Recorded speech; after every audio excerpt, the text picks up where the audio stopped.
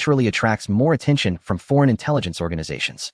They have to mobilize as many spy satellites, monitoring satellites, and various advanced observation equipment as possible to continuously monitor the Technology Launch Center located on Hainan Island, 24 hours a day. This test launch mission, under the active promotion of technology and official channels, has captured the attention of numerous foreign intelligence organizations and stirred the hearts of countless domestic and international viewers. Many live streaming platforms broadcasted the entire test launch mission, and even betting platforms published odds on the success of the launch. The original space elevator cabin has been modified into a spacecraft capable of carrying satellite devices. In traditional rocket launch methods, the weight of the rocket responsible for carrying satellites into outer space often accounted for the vast majority of the total weight. Now, with the space elevator as the launch method, these burdens can finally be discarded. Therefore, the entire cabin can carry up to 100 satellite devices at once, without any delays. Once the test launch mission was announced, warning bells rang around the base of the space elevator. Following that, in coordination with the Ground Launch Center staff, the rocket propulsion devices mounted around the cabin began to function, providing initial acceleration to the elevator cabin. Shortly after, propelled by the launch tower's ejection acceleration, the elevator cabin quickly ascended to several thousand meters in height. Then, driven by the electric control platform, the elevator cabin continued to rise steadily and rapidly into outer space. The cabin crew consists of specially selected professional military operators from an aviation team who have undergone rigorous G-force training, far surpassing the physical qualifications of previous passengers like Wu Jin and Wang Ji. Thus, after donning specially designed pressure suits, the elevator cabin could ascend at speeds much faster than before. In just 45 minutes, it reached the designated orbit in outer space. Such astonishing efficiency left all viewers watching this scene in amazement.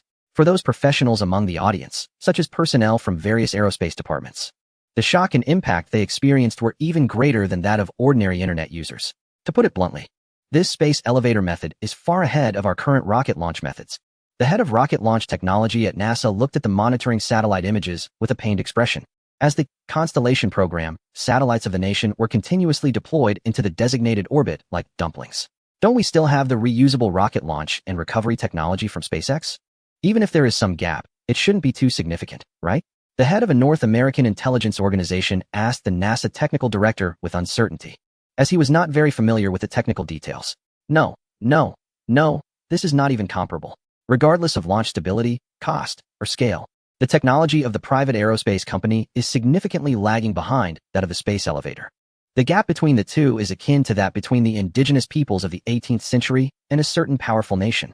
Unless we can also master the industrial-scale production technology of carbon nanotube materials, we might have to resort to completely destroying the space elevator to narrow the technological gap with the other side. Listening to the somewhat desperate response of the NASA official, the head of the intelligence organization couldn't help but raise an eyebrow. Destroy the space elevator. The thought of destroying the space elevator just flashed through the mind of the intelligence organization leader, but within seconds, he quickly dismissed this unrealistic idea. Even if he secretly wished to do so, the terrifying consequences of blowing up the space elevator made him shudder. As the most eye-catching structure of the other side, the space elevator would undoubtedly receive the utmost attention from the authorities. Any foreign forces attempting to approach the space elevator for intelligence would face the strictest control and surveillance. Gathering intelligence would be difficult, let alone directly blowing it up. Even if strategic weapons like long-range ballistic missiles were used to attack the space elevator, it would inevitably provoke a counterattack from the other side. As one of the permanent members of the Council and possessing advanced hypersonic ballistic missiles and various nuclear weapons, the military strength of the other side is not easily bullied like smaller nations. Once a real conflict breaks out between the two sides and escalates into a full-scale war, there's no telling whether it could lead to a third world war, something no one wants to see. The intelligence organization leader simply cannot bear such risks. Moreover, as long as the other side masters the industrial-scale production technology of carbon nanotubes, building a space elevator wouldn't be that difficult. The rapid catch-up, even surpassing the aerospace advantage, does not hinge on the space elevator itself, but rather on that cursed carbon nanotube production technology. After understanding the main contradiction, the intelligence organization leader no longer fixated on dealing with the space elevator, but instead shifted focus to the industrial-scale production technology of carbon nanotubes. He ordered our intelligence personnel within the other side to thoroughly search for relevant information on carbon nanotube technology, mobilize all our allies and intelligence resources, put aside other tasks, and quickly obtain valuable intelligence for me. Following the disruption caused by the space elevator operation, Nearly half of the world's foreign intelligence organizations have focused on the space elevator and carbon nanotube technology. The major infrastructure plans underway in the Northwest region have, for the time being, fallen into neglect overseas. However, this is exactly the situation that certain individuals desired. The nuclear fusion reaction operation has managed to remain confidential under the cover of the space elevator. The significant reduction in confidentiality tasks has allowed the project team focused on a certain advanced nuclear fusion reaction to allocate more resources and energy towards the construction of the corresponding reactors and a series of peripheral protective and confidentiality facilities. With the support of vast funding amounting to hundreds of billions, construction materials supplied by the nation, and the efforts of nearly 1 million engineering personnel, the project team has made rapid progress.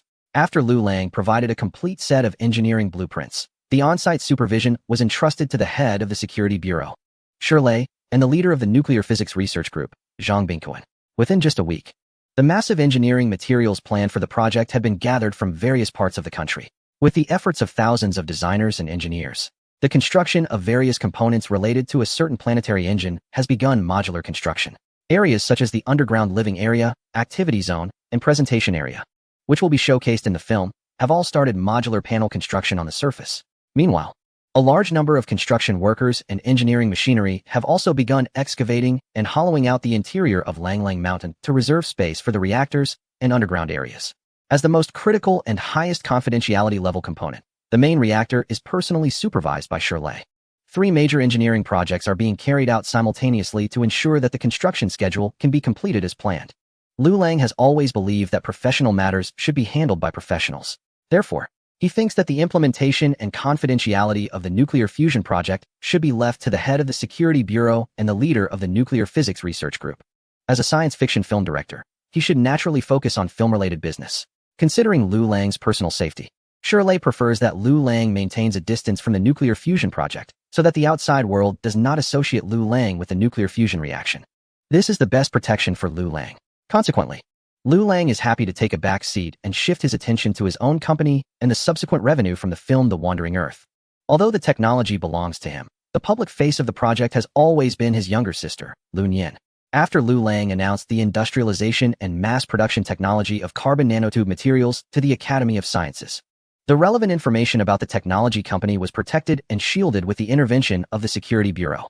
From then on, Liu Lang faded from the public eye regarding his relationship with the technology company, coupled with later cooperation between the technology sector and official aerospace departments, as well as the takeover of the space elevator and satellite launch missions for a certain constellation plan. Everyone assumed that the technology had been acquired and controlled by the government, viewing it merely as a puppet of the official narrative. So far, the main revenue-generating business of the technology company remains the medical exoskeleton armor, which has gained immense popularity due to its powerful functionality among countless individuals with physical disabilities. After being included in the health insurance system, the selling price has significantly decreased, reaching a broader and more diverse audience. The official direct sales model has been adopted, and although the offline promotion speed is not very fast, supported by strong product capabilities, the sales channels for medical exoskeleton armor have gradually covered more than 500 cities of various sizes across the country. The total sales in 6 months reached nearly 50 billion. And after accounting for taxes and production and sales costs, the net profit still exceeds 20 billion. Which is quite impressive. Compared to the medical exoskeleton armor project, which resembles a money printing machine, the latest space travel and orbital satellite launch projects introduced by the technology sector are more eye-catching in terms of hype. Space travel needs no elaboration. Before the anticipated completion of the 18,000 satellites in the Constellation program, the Fuyo space elevator may not even have the capacity to engage in this space tourism project. On the other hand, the gradually initiated orbital satellite launch project has a bright outlook. Thanks to the low operating and maintenance costs of the space elevator, launching satellites via the elevator is safer, more efficient, and more cost-effective than traditional rocket methods. Notably, the contracts signed between the aerospace department and tech companies are quoted based on the rocket launch methods. The reward for launching a satellite into orbit ranges from hundreds of thousands to millions, and a single cabin can accommodate at least 100 satellites. After rounding, each trip, excluding labor and maintenance costs, can net tens of millions. Considering that the personnel and equipment of the aerospace department, apart from the space elevator, mostly come from official sources, it can be said that the technology sector is making money effortlessly from the Constellation program. Chapter 122, A New Round of Space Arms Race. In the end, the project that Liu Lang invested the most effort into, the film The Wandering Earth generated the least revenue among all projects, with only about $3 billion. Compared to the hundreds of billions generated by the medical exoskeleton armor and the Constellation program, $3 billion is almost just a fraction of their earnings. Moreover, this is under the condition that overseas market revenues are gradually coming in. Even though The Wandering Earth has become the most talked about domestic film so far, its box office earnings do not match its influence. Fortunately, following the global shock from the space elevator news, more viewers who were initially uninterested in The Wandering Earth were drawn to theaters to watch it. Additionally, after its theatrical run, the film continues to generate a steady stream of income in secondary markets such as videotapes, making its performance quite remarkable. Liu Lang has never solely relied on the movie The Wandering Earth for profit. In just half a year, the tech company has already earned astronomical figures for him. Money has become just a string of numbers for him. Although filmmaking is not highly efficient in terms of profitability, it is an essential part of Liu Lang's endeavors. This is because both the industrial production technology of carbon nanotube materials and the heavy nuclear fusion reaction technology originate from his movie Black Technology system. Only when the films shot by oneself become more popular and profitable can more advanced technologies be brought into the real world. Time passes day by day. The space elevator, Fuyo, is steadily carrying out the Constellation plan in outer space under technological control. Dozens to hundreds of satellites are being deployed in outer space every day. This has caused great concern for the monitoring organization. The near-Earth orbit above the planet is not infinite, and if the satellites of the Constellation plan are occupied in advance, it will significantly reduce the operational space for their own satellite network. The principle of resource allocation in outer space has always emphasized first come, first served. Previously, due to relatively low launch costs, a large number of satellites for their network were deployed in outer space, seizing resources. However, the efficiency of the space elevator is now even more astonishing, capable of launching once or twice a day on average, deploying around 100 satellites each time. Remarkably, while maintaining ultra-low transportation costs, the success rate of the space elevator's transportation method is far higher than that of other launch services. After all, no matter how mature and efficient rocket transportation methods are, they cannot compare to the direct and protected transportation offered by the space elevator. In just 2 weeks, with the help of the space elevator, the number of satellites deployed for the Constellation plan has completely surpassed that of the previously launched network, which has been operating for 5 years. Is there really no way to stop the others from seizing space resources? What about our launch services? Even if we can't match their efficiency, we shouldn't fall too far behind, right? After all, you once claimed that this launch service represented the ultimate solution for rocket transportation. Has it really only been a few years, and we are already falling behind? The head of the monitoring organization angrily questioned the supervisor. Those in charge on Capitol Hill only know how to impose demands and pressure, wanting results without considering the means. So what can be done? The pressure can only be shifted to those responsible for specific projects.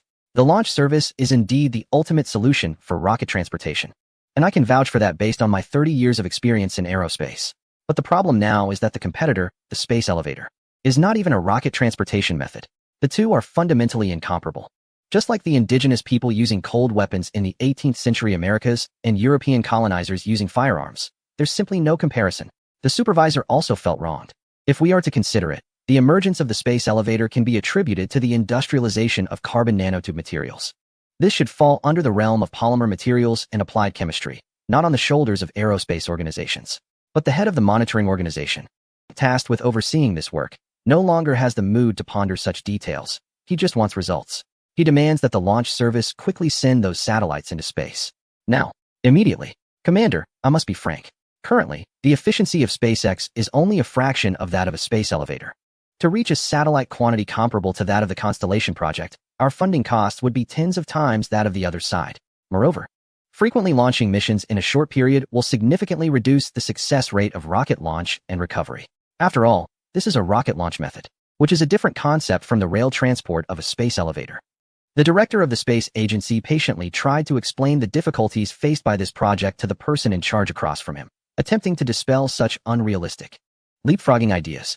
However, the head of the intelligence organization was not listening at all and rudely interrupted.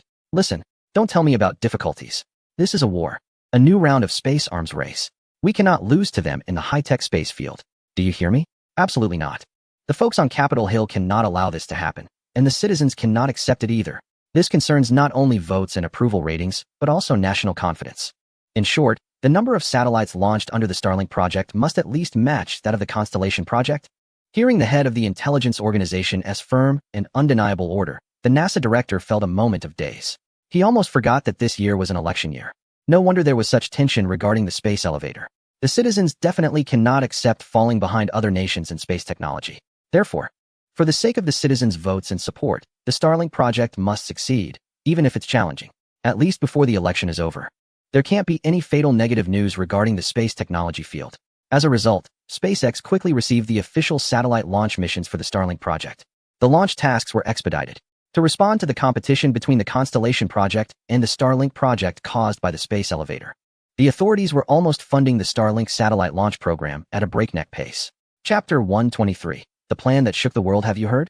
SpaceX has already conducted 5 rocket launches this month and will speed up further, aiming for 3 launches a week. Wow, is it that exaggerated? Wasn't it just once every few months before?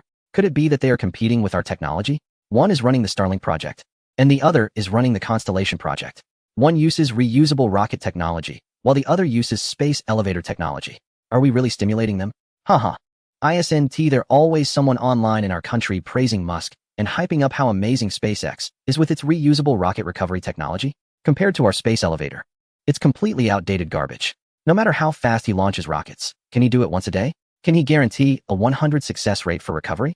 Can he carry 100 satellites at once? I don't think so. I accessed a foreign social media platform and saw that employees of a certain aerospace company are organizing a strike.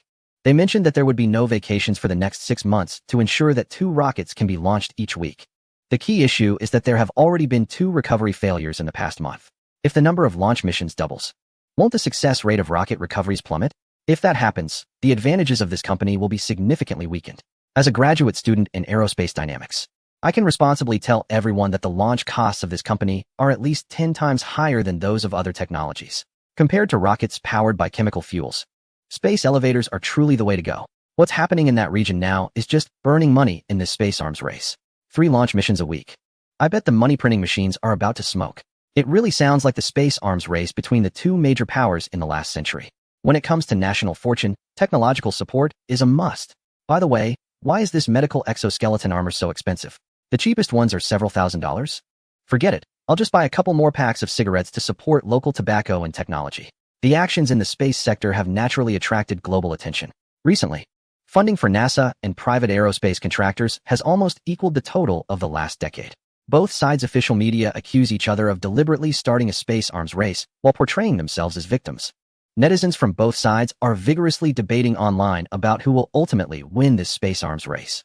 On one side, there is the world-renowned NASA and this aerospace company, while on the other side, there is a rising technology that has mastered unprecedented sci-fi devices like space elevators. Plus, both are backed by the current world's 2 most powerful nations. Therefore, the heat of this space arms race has been amplified across the internet. Other countries' netizens can only watch as these 2 superpowers compete in this advanced field of space technology, feeling no sense of participation at all. As a strategic partner, why hasn't my country participated in this space arms race? With your country's meager military manufacturing capabilities, you can't even figure out self-propelled artillery. Yet you want to join the space race? Don't be ridiculous. If you were involved, you'd probably just be providing pickles. It's utterly laughable. Does a defeated nation like yours even have the right to discuss such topics? I just looked up the list of members from that aerospace company, and one of the technical supervisors has a spouse from my country. There are participants from my country in that project. What about you? Ridiculous. Are the men in your country also weak? Is that something to be proud of? The commander of the Pacific Naval Fleet is of Japanese descent. Isn't that much more impressive than your weak nation? Enough arguing, you semi-colonial entities of East Asia, incapable of even securing your own national sovereignty. What right do you have to discuss a space arms race? Resolve your sovereignty issues before talking about such matters. As the dominant power of South Asia, we are now the world's most populous nation, and the world needs our strength. We are already collaborating with Europe in the field of space exploration. For a time, the entire global internet became a battleground for nationalistic debates and verbal clashes. Participation in the high-stakes competition of a space arms race, with its cutting-edge technological demands, seemed to serve as a marker of a nation's prestige. Unsurprisingly, Dragon Country and the Northern Power led the world, firmly positioned in the top tier. In this worldwide online debate, netizens from these 2 nations clearly held a higher status than those from any other country. Only Dragon Country's netizens had the privilege of mocking the Northern Power, and only the Northern Power's netizens could respond in kind. When netizens from other countries attempted to join the fray, they were immediately met with disdain from both sides. Who do you think you are?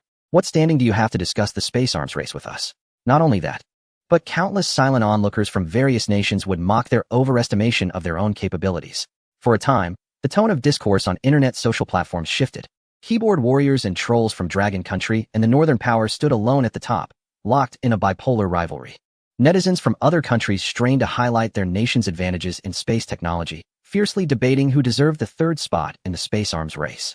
The chaotic state of the international internet environment began to exert varying degrees of influence on real-world nations.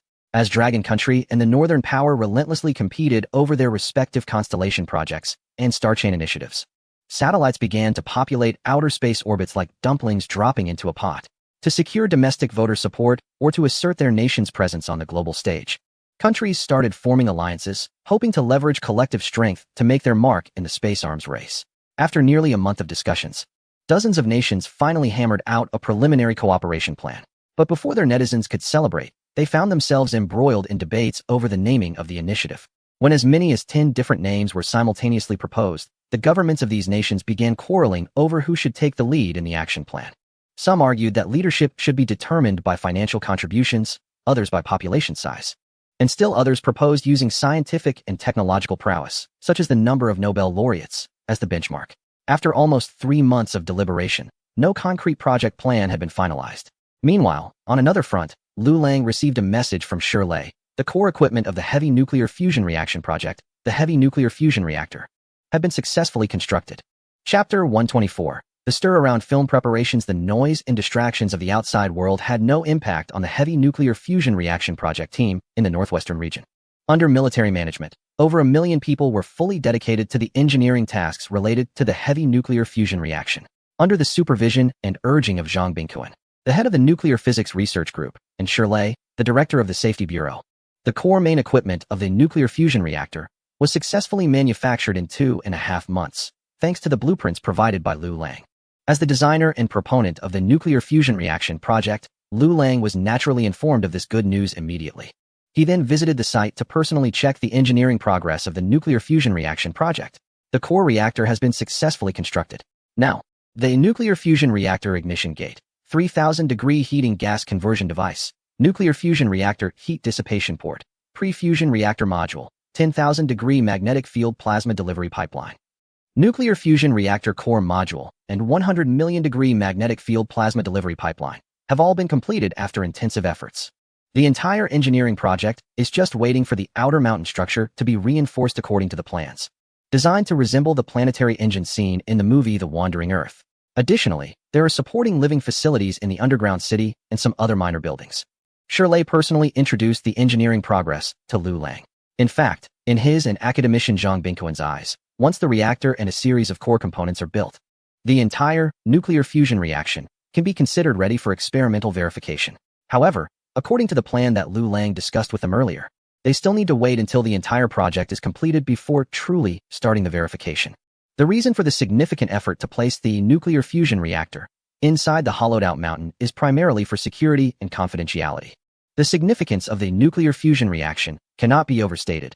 The value it could bring in terms of energy, if successful, far exceeds that of several oil fields, coal mines, or natural gas resources. Therefore, to counter the numerous high-precision monitoring satellites above the Earth, the reactor must be placed in a closed space. The structural reinforcement of the outer mountain, which consumes a large amount of steel, concrete, and other construction materials, is not in vain. Considering the immeasurable value of the nuclear fusion reactor, the entire outer mountain is planned to serve as a protective measure for it. The outer mountain, reinforced with high-strength construction materials like steel and concrete to resemble a planetary engine, is designed to withstand a medium-yield nuclear attack. Although the likelihood of a nuclear attack is low, it is prudent to take all necessary precautions to protect a project as valuable as the nuclear fusion reactor. In addition, Liu Lang's proposal to use the filming of The Wandering Earth 2 to disguise the operations of the nuclear fusion reactor, while it may sound absurd, can also be considered a method of misleading foreign intelligence organizations. Furthermore, as the proponent of the nuclear fusion reaction, Liu Lang has provided a complete set of theoretical support and equipment blueprints for the nuclear fusion reaction. With such a significant contribution, it is only reasonable to utilize the existing equipment from the nuclear fusion reaction project team for the filming of The Wandering Earth 2. After all, Shirley is well aware that Liu Lang is famously obsessed with filmmaking. If it weren't for the first installment of The Wandering Earth, the space elevator might never have come into existence. The engineering progress perfectly aligns with the planned schedule, and after Lu Lang's inspection, he happily returned to prepare for the related filming arrangements. The ignition of the nuclear fusion reactor will coincide with the start of filming for The Wandering Earth 2. The filming plan will also play a crucial role in the external misleading promotion and confidentiality plan of the nuclear fusion reaction project. Upon receiving Lu Lang's message, the assistant director Lin Hao, who had been preparing for days, immediately took action to contact the actors, logistics staff, and others needed for the second film shooting. Compared to the first film, the shooting location for the second installment is within the military-controlled area of Langlang Mountain. The personnel and crew will have high confidentiality requirements. It is simply impossible to use hundreds or thousands of foreign face actors, as in the first film. Fortunately, the main storyline of the second film does not involve too many foreign face actors. Some scenes requiring their appearance can be shot in locations outside the military-controlled area, which will not affect the confidentiality work within the area. Additionally, thanks to the large number of engineering machinery units gathered in this military-controlled area, the futuristic and sci-fi vehicles needed for the second film, such as the CN-373 box-type transport vehicle and CN-171 armored personnel carrier, can be quickly built and manufactured. Moreover, according to the blueprints provided by Lu Lang, these engineering vehicles can be operated and driven after assembly. With the first installment of The Wandering Earth achieving explosive success both nationally and internationally, the news of the preparation for the second film sent shockwaves throughout the domestic film industry. The first film did not feature any major stars and was a relatively niche hardcore sci-fi movie. Yet it managed to break through and dominate the Spring Festival box office based solely on its quality. It outperformed another major production with a big budget featuring popular stars and well-known directors, leaving industry professionals astonished. This demonstrated Lu Lang's strength to the entire domestic film industry. Therefore, when the news of The Wandering Earth 2 began to circulate, the film industry was set abuzz. Lu Lang, located in the military-controlled area and under strict protection from the Security Bureau, was completely unreachable from the outside. As a result, Dong Yinling, the strategic director of Byte Entertainment, the distributor of The Wandering Earth, faced a barrage of inquiries and disturbances. Many filmmakers who were originally outside the circles of major companies began to self-recommend, hoping to join Byte Entertainment and catch a ride on the success of The Wandering Earth 2. Many artists originally associated with a well-known platform have been reaching out through various channels to express their willingness to join the cast of The Wandering Earth 2, even if it means taking on a supporting role. They claim that if they can secure a spot in the production, they will immediately terminate their contracts and join a different entertainment company, taking care of any contractual issues themselves. As the cast for The Wandering Earth 2 has yet to be finalized, the whirlwind of activity sweeping through the domestic film and television industry shows no signs of slowing down. Chapter 125. Endless Self-Recommendations. How significant is the influence of a film that has grossed over $10 billion in global box office? Despite being an industry insider, Dong Yinling, the strategic director of a certain entertainment company, found herself somewhat caught off guard by the storm that erupted in the domestic film and television circle following the commencement of the Wandering Earth 2 project. Not to mention the second and third-tier artists, many top-tier actors, producers, and directors have begun reaching out to her directly. Among these individuals, some are of such stature that even Dong Yinling, in her role as strategic director, must approach them with humility.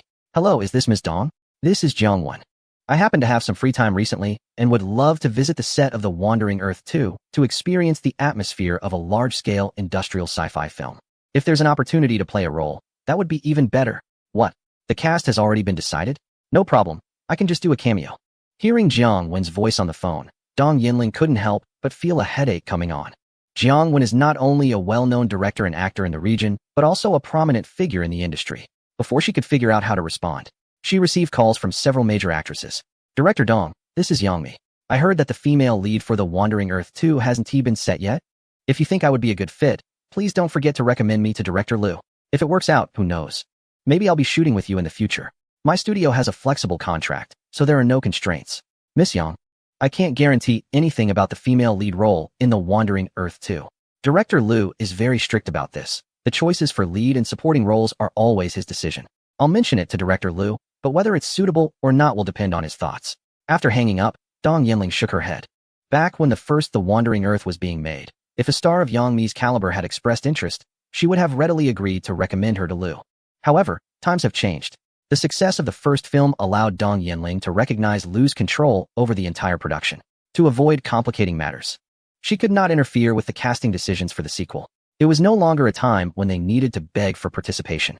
After the first film established a strong reputation, there were plenty of big stars willing to join. It's manageable when someone like Jiang Won is willing to take on a small role. Any minor character like a thug, rebel, or engineer could easily be accommodated. But when it comes to the main roles, decisions must be made by Liu himself. As for why top domestic female stars like Yang Mi would lower their status and call to recommend themselves, Dong Yinling can guess the reason. The direct competition between Magic City Fortress and The Wandering Earth ended in a disastrous defeat, which has had an impact on the domestic film industry akin to a magnitude 10 earthquake, causing significant shockwaves. A combination of top male stars, renowned directors, and best-selling novel adaptations, which had previously been foolproof, has encountered an unprecedented setback. This has prompted investors in the domestic film industry to reassess the value of celebrity stars. In the past, audiences had no choice but to sift through a pile of blockbusters, forced to watch what was available. This led investors and industry insiders to mistakenly believe that these celebrities were responsible for the false prosperity of the film industry. However, with the emergence of the well-crafted sci-fi film The Wandering Earth, which did not rely on celebrity stars, audiences voted with their feet, completely debunking the inflated and obviously exaggerated value of celebrity stars. The premium on these stars has greatly diminished, and the previous glory is no more. As one of the top female stars in the country, Yang Mi naturally noticed the market changes. Previously, scripts with tens of millions in pay had investors lining up, eager for her to star. She would not even consider scripts with a pay below 50 million. However, since the collapse of Magic City Fortress, celebrity stars have been met with indifference in the domestic film market. Since the Spring Festival, in the past half year, there have been hardly any film scripts even reaching 10 million, let alone those above 50 million. The top male stars have seen their market value completely collapse after the blow from Magic City Fortress, with little chance of recovery. As a leading female star, Yang Mi has also suffered collateral damage, with her market value significantly reduced. Thus, she has to lower her status and quickly seek opportunities for a comeback. Celebrity stars have become a derogatory term within the industry, and to turn things around, they need to transition quickly from being known for their popularity to being recognized for their acting skills. However, this is not something that can be achieved overnight. The quickest way is to collaborate with Lu Lang, the director of The Wandering Earth. Originally, she looked down on the first female lead of The Wandering Earth, who was picked up by a third or fourth-tier actress, Wang Ji, and thanks to the film's success, her market value skyrocketed, closing in on that of domestic first-tier female stars. This has made the competition among domestic actresses extremely fierce. The top female stars are taking action, and others who see a glimmer of hope are not idle either. Dong Yinling soon received another self-recommendation from a big-name actress, Zhang Zi, who has won numerous awards domestically and internationally since her debut, is one of the few actresses in the country with high international recognition. Receiving her self-recommendation surprised Dong Yinling for a moment, but she quickly understood the reason. The other party values the influence of The Wandering Earth overseas. In the realm of commercial films, The Wandering Earth can be considered the most successful domestic film in the international market. The discussions and viewing frenzy it generated in foreign markets have made many top domestic stars eager to break into the international film scene. Zhang Zi is among them. Since her debut, she has won numerous awards, and to be honest, she has already outgrown the domestic market. To advance her career further, her next goal is to tap into the broader overseas market. However, Dong Yinling has not given a definite reply, only stating that she would inform director Lu Lang. There are many influential female stars, and the number of male stars is also considerable. However, Wu Jin, who played Liu Peiqiang in the first film, did not sacrifice his character, and the official promotion of the movie hinted that the male lead would include actors from the first film. As a result, many big-name male stars have given up on competing for the leading role. On the other hand, many second- and third-tier male stars of various ages are finding ways to get connections to join the cast of The Wandering Earth 2. They do not aspire to be the main characters. Being able to land a supporting role would be satisfactory. Just like Xia Yi, who played Master Liu Peiqiang, the supporting character in the first film, this role alone allowed him, a television actor, to establish a foothold on the big screen. Chapter 126. Adding some spice to the movie what? Jiang Wen wants to make a cameo in the crew? Lu Lang was somewhat surprised by the news. Jiang Wen is one of the few directors in the country who can balance artistic and commercial aspects in filmmaking. As an actor, he has won various awards both domestically and internationally. As a director, the films he has made have won numerous awards and achieved impressive box office results. The critical elements in his films have always been popular topics among domestic audiences. Within the domestic film and television industry, Jiang Wen is known for his boldness and capability, making him a director with a strong personality. His proposal to join the Wandering Earth 2 crew mainly stems from a desire to learn. The cameo role is a minor issue. He is more interested in observing how Lu Lang's industrial sci-fi film crew operates. The difficulty of industrial sci-fi films is well understood by Jiang Wen, a top director in the country. Hollywood has such a mature experience in film industrialization, yet every year, many big productions still flop and incur losses. For the domestic film and television industry, which previously had no experience in this regard, it is even more challenging. However, the emergence of The Wandering Earth completely reshaped the understanding of domestic filmmakers. They did not expect that Liu Lang, this newcomer director, would choose such a highly challenging industrial sci-fi film for his directorial debut and manage to pull it off. When the news of The Wandering Earth breaking the global box office of over 10 billion reached the domestic scene, it caused quite a stir. The consensus among seasoned professionals in the domestic film industry is that the ceiling for box office revenue is around 50 to 60 billion. No matter what methods are used to boost it, whether through official screenings, extending release times, or even taking risks to inflate box office numbers, the market cap is there. And 60 billion is the absolute limit. To achieve more impressive market performance, the overseas market is a crucial breakthrough point that domestic films urgently need to address. This is also an important reason why films from a certain influential entertainment industry can dominate the global market and occupy the majority of the worldwide box office rankings. Their films have a global market to back them up. Domestic filmmakers have tried, but the situation is not as simple as they thought. Historically, only 2 films achieved over 100 million in overseas box office. One grossed 1 billion and the other one, 7 billion. However, their success had a certain element of luck, benefiting from the global wave of interest in martial arts. The curiosity of international audiences about the culture and their enthusiasm for martial arts led to the success of these 2 films. However, times have changed. The global martial arts wave has long passed, and no domestic martial arts film has been able to reach the overseas box office numbers of those 2 films. For over 20 years, domestic films have had only fleeting success in overseas markets. Originally, filmmakers, including Jiang Wan, had somewhat resigned themselves to this reality. But the emergence of a certain blockbuster reignited their hope. With over 10 billion globally, the overseas market contributed at least half. And the global box office is expected to reach the astonishing figure of 2 billion. This was like dropping a bomb in the domestic film industry, completely awakening those filmmakers who had been complacently focused on the domestic market. Since a new director could achieve this, there was no reason that others in the domestic film industry could not. Other top domestic directors might still hold on to their status and hesitate to take immediate action. However, Jiang Wan had no such concerns. He has always acted on his instincts, unbound by rules. He felt no embarrassment in seeking advice from Liu Lang, a long-established industry figure. Liu Lang thought for a moment. There seemed to be nothing in his film production that needed to be hidden. As long as the other party could pass the safety review, allowing them to observe was not a big issue. Moreover, considering the other party's willingness to make a cameo, Liu Lang suddenly had an idea. He happened to have a role that suited Jiang Wan's temperament. However, it was not a character from previous films, but rather a new original role. In the previous iterations, the second film was clearly more mature and polished. Due to cost and experience limitations, the first film mainly focused on the main character's small team. Larger scenes worthy of filming, like the apocalyptic crisis, had to be sacrificed due to various reasons such as special effects and budget constraints. After completing a series of grand scenes in the second film, such as the space elevator battle and the moon's fall crisis, selecting content became a significant issue. If filmed unchanged like the previous one, even with special effects and budget support, it would be difficult to surpass the prequel already produced. To avoid the decline in quality typical of sequels, it was necessary to selectively enrich the second film. The rebel forces briefly mentioned in the previous films presented a good material opportunity. The Earth is about to embark on a 500-year journey of wandering. Time is pressing, and resources are limited. Only 3.035 billion people worldwide can draw lots to enter the underground city for refuge. The remaining billions of people have been selectively abandoned by the United Government, left on the surface. Following this, global disasters such as tsunamis, earthquakes, meteorite impacts from the moon, and extreme climate changes have led to the death of many refugees abandoned on the surface, yet a considerable number have managed to survive against the odds. The surviving surface refugees are filled with despair from being abandoned by the United Government and harbor hatred towards the residents underground. Thus, they band together to form a rebel force on the surface. This rebel force hides in the buildings on the surface and occasionally launches attacks on the convoys of the United Government. This explains the presence of active soldiers from the United Government in the previous World's movies about mutual exchanges of resources, and why their transport vehicles are fully armed with various weapons.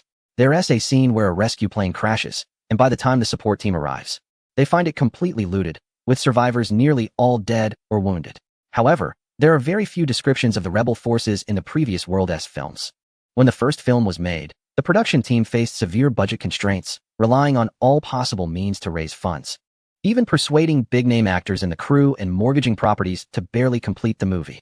The inclusion of the rebel forces was not due to a lack of desire, but rather a lack of capability. Moreover, if the rebel force scenes were included, the crew would definitely go bankrupt before the release. However, these issues pose no difficulty for Liu Lang now. He has started to think about suitable roles for Jiang-won, who could make a cameo as a rebel leader without much trouble. Chapter 127. Brother Lang, it still has to be you. Jiang-won, as an actor, has played many rugged characters that left a deep impression on the audience. He is simply perfect for the role of the rebel leader that Liu Lang has planned. It's fine for Jiang-won to visit the crew, as all he needs to do is report to the head of the security bureau. After resolving Jiang-won's cameo as the rebel leader, Dong Yinling quickly brought up two other big-name actresses, Yang Mi and Zhang Zi. In the first film, the female lead Han duo passed away due to illness, right?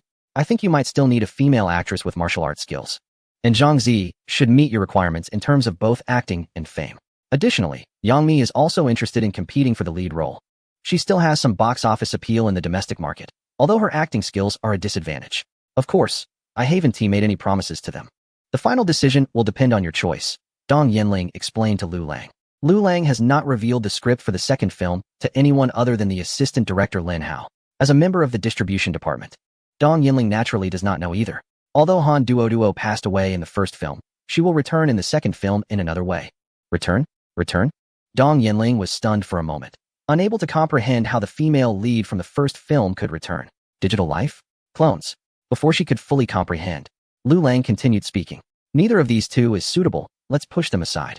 Help me find a few young male actors with a military temperament and acting experience. For the main character and important supporting roles, I will personally talk to Deshu and Wu Jin. As for the female lead, let's go with Zhao Jinmai. Dong Jia, can you help me get in touch with her? Zhao Jinmai? Dong Yinling scanned her mind and finally remembered who Zhao Jinmai was. It was no wonder she wasn't familiar. Zhao Jinmai currently didn't have much fame in the film industry, having only appeared in a few urban dramas. Although they received positive feedback, she was still somewhat lacking for the female lead in a movie like The Wandering Earth, which is already considered a top-tier film domestically. Given the fame and strength The Wandering Earth has gained in the global film market, even top domestic celebrities and well-known actors like Zhang Zi were vying for a chance. If the news got out, there would likely be a long queue of domestic actors wanting to audition for the female lead role. However, Dong Yinling knew Liu Lang must have his considerations. When it came to the first Wandering Earth, she might have provided some suggestions to Liu Lang as someone with experience in the industry. But after the success of The Wandering Earth, she realized Liu Lang didn't need anyone's guidance. As the original author of the Wandering Earth novel and the producer and director who had been preparing for a long time, he certainly knew best who suited the roles in his film. Wow, Director Liu, were you serious last time? Are you really giving such an important role to me? Deshu flipped through the script for Han Xiang that Liu Lang had handed him, looking astonished. Han Xiang's scenes accounted for almost half of the entire film's runtime. The importance of this supporting role was nearly on par with that of the main character. When he was invited for a cameo in the first film, Liu Lang had mentioned that there might be a chance to collaborate again in the second. He thought it was just the young director talking casually, but it turned out to be genuine. Deshu, I grew up watching your films. How could I possibly deceive you in this matter? Liu Lang reassured him. Don't worry. Just sign the contract quickly. As the most important supporting character in the entire crew, Liu Lang offered a contract fee of 20 million Hong Kong dollars. Compared to the first film, this was a significant leap, largely because Liu Lang wasn't short on funds now. The budget for the second film was unprecedentedly ample. Deshu looked at the script and then at the contract, feeling a surge of emotions. The fee for the film was one thing, but he was also surprised that a major industrial sci-fi film like The Wandering Earth 2 would cast him in such an important role. It's a bit embarrassing to admit, but in my life, all I've done after becoming famous are silly roles. I've never played a significant character in such a big production. Can the audience accept me not playing a silly character? As the signing approached, Deshu hesitated again. Despite his strong desire for such major roles, he also realized that only by playing these roles could he proudly call himself an actor. However, he was also afraid that after years of playing comedic roles, he had become too deeply ingrained in the audience's minds, which might affect their perception of him in The Wandering Earth 2. The astonishing box office success of The Wandering Earth, surpassing 100 billion in global currency, had naturally spread throughout the film industry on the island. For a sequel that received both critical acclaim and commercial success, he did not want to be the reason for its failure, especially since the director was so accommodating, offering a high salary and personally extending an invitation. Don't worry. I'm the director and I know what I'm doing. This film won't be a problem for you. Just relax, he reassured. After resolving the important supporting role, the director contacted another lead actor, Wu Jin. As someone with significant screen time in the second installment, Wu Jin had already been informed. "Don't worry, I've cleared my schedule. I'm just waiting to start working and will definitely be on time," said the familiar face, Wu Jin, confidently. The first film had completely healed Wu Jin's PTSD related to the domestic film industry, greatly assisting him. Film offers began to pour in from various production teams. After securing most of the cast, the director found himself troubled by the choice for the lead role of Lu Qi. This was because Chu Xiao, who played Lu Qi in the previous film, was now surrounded by scandal, with negative opinions circulating online. Choosing him as the lead again would undoubtedly spark unnecessary public controversy. But who should be chosen instead? The actor needed to be young enough to embody that reckless spirit, have a likable appearance, and neither be too delicate nor too rugged. The acceptance of both the domestic and global markets had to be considered. The director furrowed his brow, analyzing the situation with his assistant director. "Hey, what about me?" Lin Hao suggested. "Aside from being a bit chubby, I perfectly meet your requirements." Hearing Lin Hao's shameless self-recommendation, the director rolled his eyes and was too lazy to respond. If Lin Hao were chosen as the lead, it would feel like the film was half ruined even before shooting began. "But seriously, I actually have a good candidate to recommend to you," Lin Hao continued, unfazed by the director's disdain. "Who?" the director asked. "You, of course." Chapter 128. What kind of work will the second film involve? "What? Me?" The director was taken aback, as he had never considered himself for the lead role. "That's right. You wrote the original novel, and you adapted the script yourself. No one knows better than you how the lead character should be portrayed. Plus, we're both trained professionals, right? We know how to make films. Surely we can act as well. If I had your physique and looks, why would I still be an assistant director? I'd be an actor and let you take the lead." Although assistant director Lin Hao was flattering, he wasn't just talking nonsense. Many people from their cohort believed that the director was an oddity. This was because many students chose directing due to their lack of physical appearance for acting, hoping to still break into the film industry through directing. However, someone like Lu Lang, who has a well-proportioned physique and a sunny, handsome appearance, would find it easier to succeed in the performing arts, yet he chose to enroll in the directing program. His well-balanced build exudes a kind of dignified beauty, and although he is good-looking, he doesn't come off as overly delicate compared to the mass-produced young stars from the entertainment industry. Lu Lang's attractiveness is of the kind that feels pleasant at first glance and becomes more appealing the longer you look at him. He is not stunning in an exaggerated way, but rather has a refreshing and sunny vibe that gives off a comfortable neighbor boy feeling over time. Although the character Lu Qi has a lot of screen time, the complexity of the performance isn't that high. The only notable aspect is portraying the awkwardness that left-behind children feel when facing their fathers. However, this is not a significant challenge for him. "How's he? You have a good eye?" Lu Lang said. He asked Dong Jie to help find suitable actors, and if that didn't work out, he would give it a try himself. Directing a film in which he stars always made Lu Lang feel a bit embarrassed. Since there was still some time before the filming officially began, he asked Dong Yinling to help look for suitable candidates. Once the majority of the casting was completed, the next step for the crew was to head to the filming base of the Wandering Earth 2, located in the military-controlled area in the northwest. Compared to the first film, the shooting base for the second installment, although also a military area, had much stricter regulations than the one in Hainan.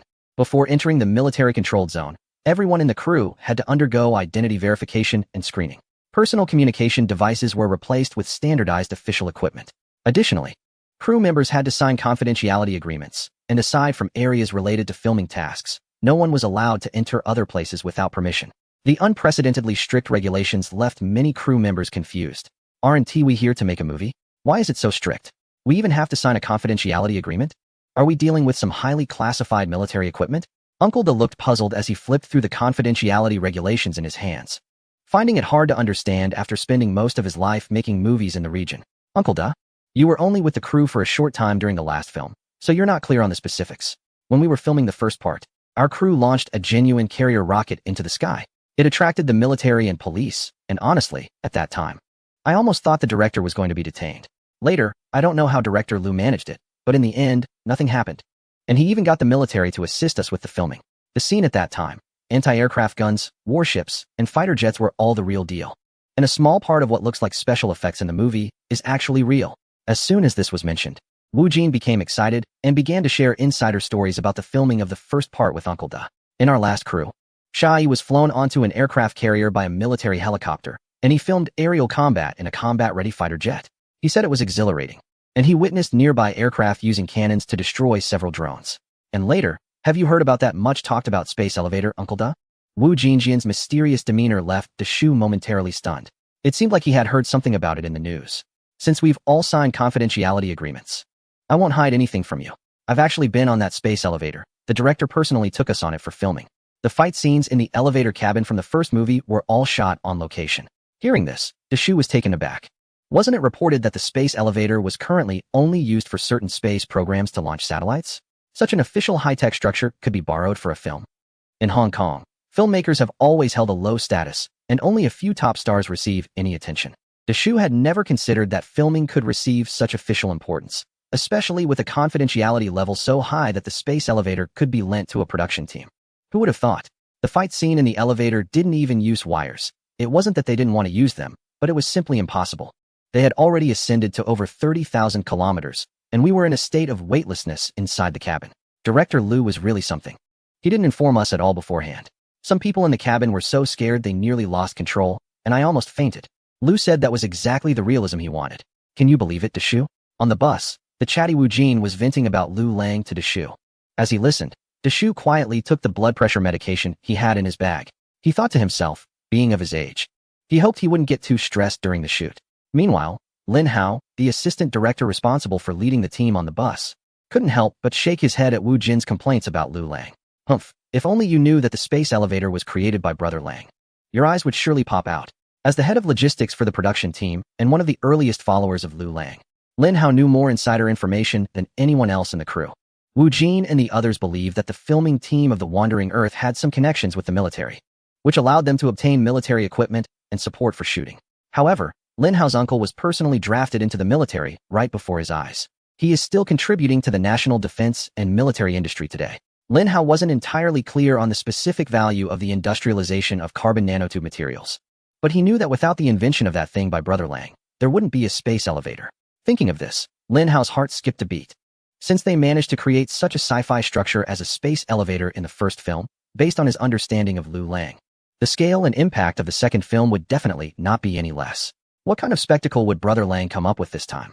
They blew up the moon in the first film. Surely they wouldn't blow up Jupiter in the second, right? Lin Hao pulled out the script Liu Lang had given him. Looking at the words The Wandering Earth 2, Jupiter's Gravity Crisis, he fell into deep thought.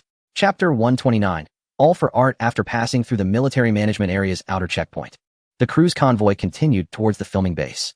Lin Hao was lying on the car's seat, trying to take a nap, when a series of exclamations nearby startled him awake. What the heck is that? An alien spaceship? A UFO? Is our filming base over there? I have a bad feeling about this. It should be fine, right? Look, there are military personnel everywhere on alert. But with such high security, is this really our filming base? Deputy Director Lin, are we heading in the right direction? The bus was filled with a cacophony of voices, and a bewildered Lin Hao wiped his face and leaned toward the window. He discovered a strange black-gray structure suddenly towering on the horizon in the vast wilderness. The symmetrical curves and architectural shape clearly indicated it was a human-made structure. It looked odd because the area within hundreds of miles was mostly barren land, making such a tall artificial building appear very strange and out of place. Wait, where's the mountain? The Langlang Mountain I saw when I came here last month? Such a huge mountain. Lin Hao stared blankly at the towering, abrupt building on the horizon. After confirming with the driver that their route was correct, an unbelievable thought crossed his mind. Did the official engineering team modify the towering Langlang Mountain, which is over 2,000 meters high? As the convoy got closer, the frequency of military personnel stationed nearby increased.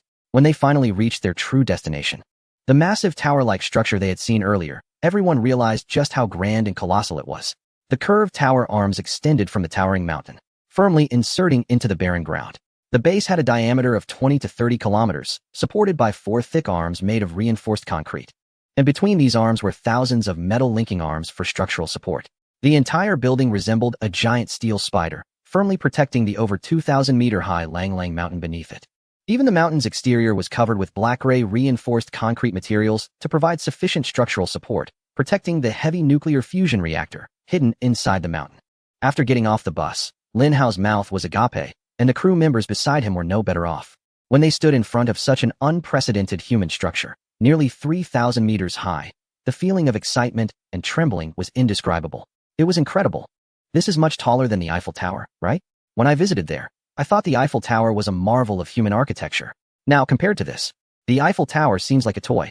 The Eiffel Tower is only 300 meters tall and made of hollow steel. While this tower-like structure is at least 10 times that height, the weight is definitely overwhelming. Didn't you see those dense metal structures above? Just looking at the scale, even one of the tower arms must far exceed the total weight of the Eiffel Tower.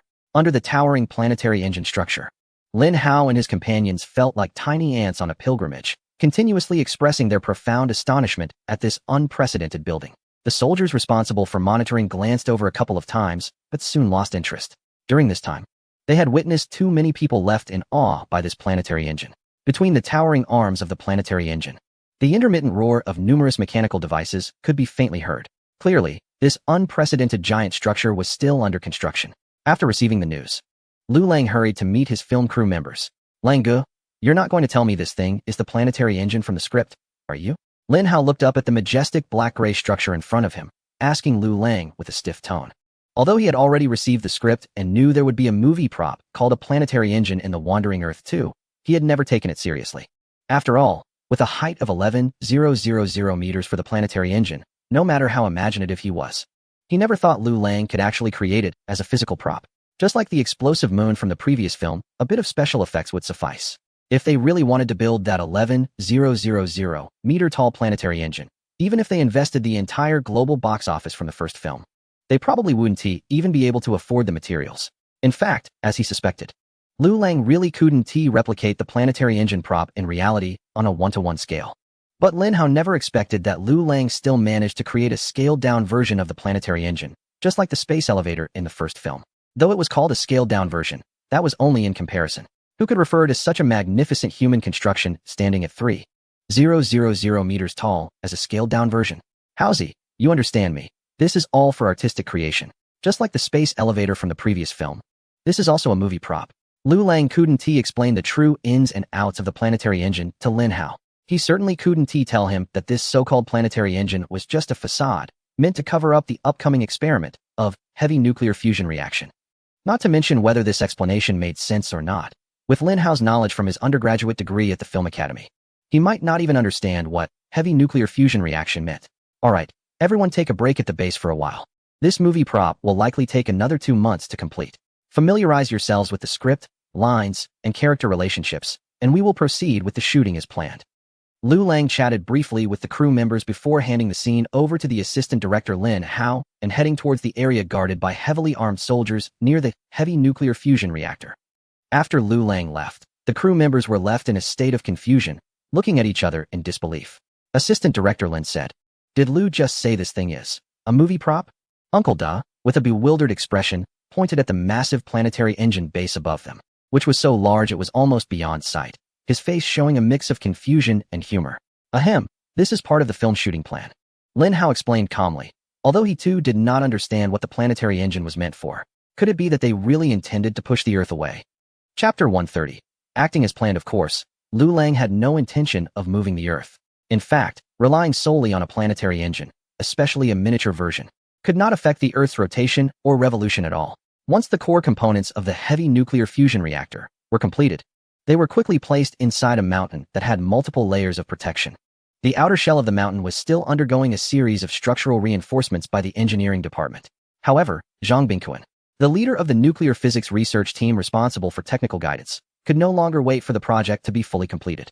With the core components of the heavy nuclear fusion reactor built, it meant they could finally start the long-anticipated experiments on heavy nuclear fusion.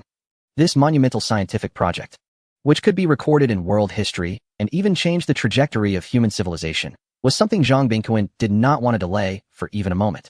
After the completion of the heavy nuclear fusion reactor, he was filled with extreme anxiety, fearing that any unforeseen circumstances might disrupt this important experimental validation.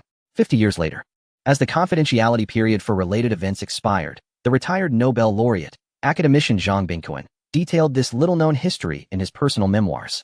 He mentioned that during the waiting period for the experiment, he was deeply worried, averaging only 2 to 3 hours of sleep each day, fearing that this unprecedented scientific validation would be interrupted by some uncontrollable factor. However, when the memoir was published, another retired senior official from the former National Strategic Administration, Shirley, bluntly revealed the truth. This old guy Zhang Bingquan was just afraid someone would swoop in and take credit for his work.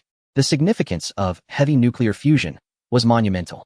Its value to human civilization could even be compared to the invention of the steam engine, the internal combustion engine, and the information technology revolution brought about by semiconductor devices. The nearly limitless supply of energy would be an invaluable asset in the history of human civilization. Thus, once the heavy nuclear fusion reactor was completed, Zhang Bingquan hurriedly informed Lu Lang, hoping to conduct the experimental validation as soon as possible. The heavy nuclear fusion project was of great importance, relating to key national strategic plans for the future. Therefore, important decisions regarding the project were not solely in the hands of academician Zhang Bingquan. The security issues were overseen by Shirley, who did not involve himself in the specifics of the project. Meanwhile, Lu Lang, as the proposer of the heavy nuclear fusion plan, also held critical advisory rights regarding the project's actions. Only when three people agree at the same time can the experimental verification of the nuclear fusion reaction truly begin. I understand that you are anxious, but please hold on for a moment. Observing academician Zhang Bingquan, who was impatient and bubbling with urgency, Lu Lang patiently began to persuade him. Academician Zhang, you should be more aware than I am of how important the nuclear fusion reaction is, right? Its confidentiality is of utmost importance. Once the experimental verification is successful, it means we will have access to an almost endless energy supply. Such significant technological information, once discovered by foreign intelligence organizations, could provoke unpredictable responses. On the positive side, they might send spies or assassins to eliminate relevant technical personnel and gather intelligence. On the negative side, they might even launch strategic nuclear weapons to strike. Lu Lang solemnly warned academician Zhang Bingquan. Launching a strategic nuclear strike? Lu Lang actually didn't believe it. They knew that nuclear fusion research was happening here and understood its value and significance, but foreigners were not aware. Without a concrete assurance of everything, foreign forces would never take the risk of provoking a third world war by launching strategic nuclear weapons here. However, his words clearly had an effect, as the originally anxious academician Zhang Bingquan calmed down with a serious expression after hearing them. Therefore, we must prioritize confidentiality. I have already instructed the crew of the Wandering Earth 2 to start preparations. Once the engineering project is completed, we will immediately proceed with the filming tasks. At that time, we will conduct the experimental verification of the nuclear fusion reaction simultaneously. With the film shoot as a cover, it will make Lei Zi's task easier, as confidentiality is the top priority. Hearing Lu Lang's earnest words, Shirley couldn't help but roll his eyes. From his understanding of Lu Lang, the reason for strict adherence to the plan and the scheduled dates for the experimental verification was likely due to the film shoot. Shirley turned to look at academician Zhang Bingquan, and from the furrowed brows, it was clear he was startled by Lu Lang's words. The higher the education, the more they ponder and the more they fear. Shirley shook his head, choosing not to voice his opinion. Anyway, following Lu Lang's suggestions would be more beneficial for his confidentiality work. As for Lu Lang's obsession with filming, Shirley had already encountered this during the space elevator incident and was no longer surprised. Ultimately, through the unanimous decision of academician Zhang Bingquan, the technical supervisor of the nuclear fusion reaction project group, Shirley, the safety supervisor, and Lu Lang, the project consultant, the experimental verification will commence simultaneously on the day the engineering project is completed. During the waiting period for project completion, Lu Lang also kept busy, instructing the crew members who had arrived early to start adapting to the venue and equipment. Director, are you saying I have to drive this vehicle for the filming?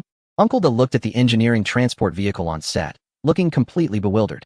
The images in the script do not reveal specific sizes, but when it actually appears in the real world, the main character is shocked to realize just how enormous this engineering transport vehicle is. With the addition of a massive trailer, the vehicle stretches nearly 100 meters in length, and just one tire measures a staggering 34 meters. The empty weight can reach 100 tons, making it a colossal machine. Seeing that the production team has actually built this gigantic vehicle from the movie is already unbelievable. Even more absurd is that it can drive normally. The main character is taken aback and then remembers another crucial issue. Director, I don't have a driver's license. No worries, driving this vehicle isn't that difficult. There's still some time before actual filming starts, so you have plenty of time to get familiar with it. Don't worry, it's armored thick enough that it shouldn't break easily. The area outside is mostly wasteland, which is perfect for practicing driving. Before long, the bewildered main character, led by the eager volunteer, boarded this behemoth of an engineering transport vehicle and headed out to the wasteland for practice. Not only the engineering transport vehicle from the movie, but the production team also managed to create the armored personnel carrier featured in the film. They brought in a practical military exoskeleton armor and security gate robots from the first installment, along with a series of advanced technological equipment. The crew members quickly got to work familiarizing themselves with these movie props. Chapter 131. Successful ignition, with the crew becoming accustomed to the movie script and props, and the logistics team preparing the filming site and equipment. 2 months flew by. The entire mountain shell reinforcement project was finally completed. In October, the temperature around the mountain dropped sharply and snowflakes began to fall, just in time for the filming environment required by the movie. Under the persistent urging of academician Zhang Bingquan, the main character finally agreed to proceed with the experimental demonstration of the heavy nuclear fusion reaction. At the ignition gate of the reactor, the three, main character, Zhang Bingquan, and Shirley, witnessed a fully armed special operations team escorting a spherical object weighing several tons. This was the ignition device for the heavy nuclear fusion reactor. They watched as this sci-fi-shaped ignition device was placed into the ignition gate by the robotic arm of the reactor as planned. Academician Zhang Bingquan could hardly contain his excitement, his body trembling slightly. Shirley, the safety supervisor, was also overwhelmed with emotion. Although he didn't fully understand the related technology of heavy nuclear fusion, he was well aware of its value. Once the experimental demonstration succeeded, it would signify that the country would have access to nearly infinite energy supply. The past obstacles of fossil fuel resources like oil, gas, and coal that had hindered development would vanish. Compared to Shirley and Zhang Bingquan's reactions, the main character remained much calmer because he knew that this heavy nuclear fusion experiment, meticulously planned according to his provided blueprints, was bound to succeed. He even took the initiative to operate a camera, filming the ignition gate of the reactor. "What are you doing?" Shirley asked, bewildered. "What does it look like?" "Filming movie footage." "What a great opportunity. Who knows when the next ignition will be?" Listening to Lu Lang's explanation, Shirley immediately became anxious. "Aren't we supposed to keep this confidential? How can you treat this as movie material? I will add special effects to enhance it. Besides, do you really think those foreign forces can recreate this heavy nuclear fusion reaction just from some movie footage?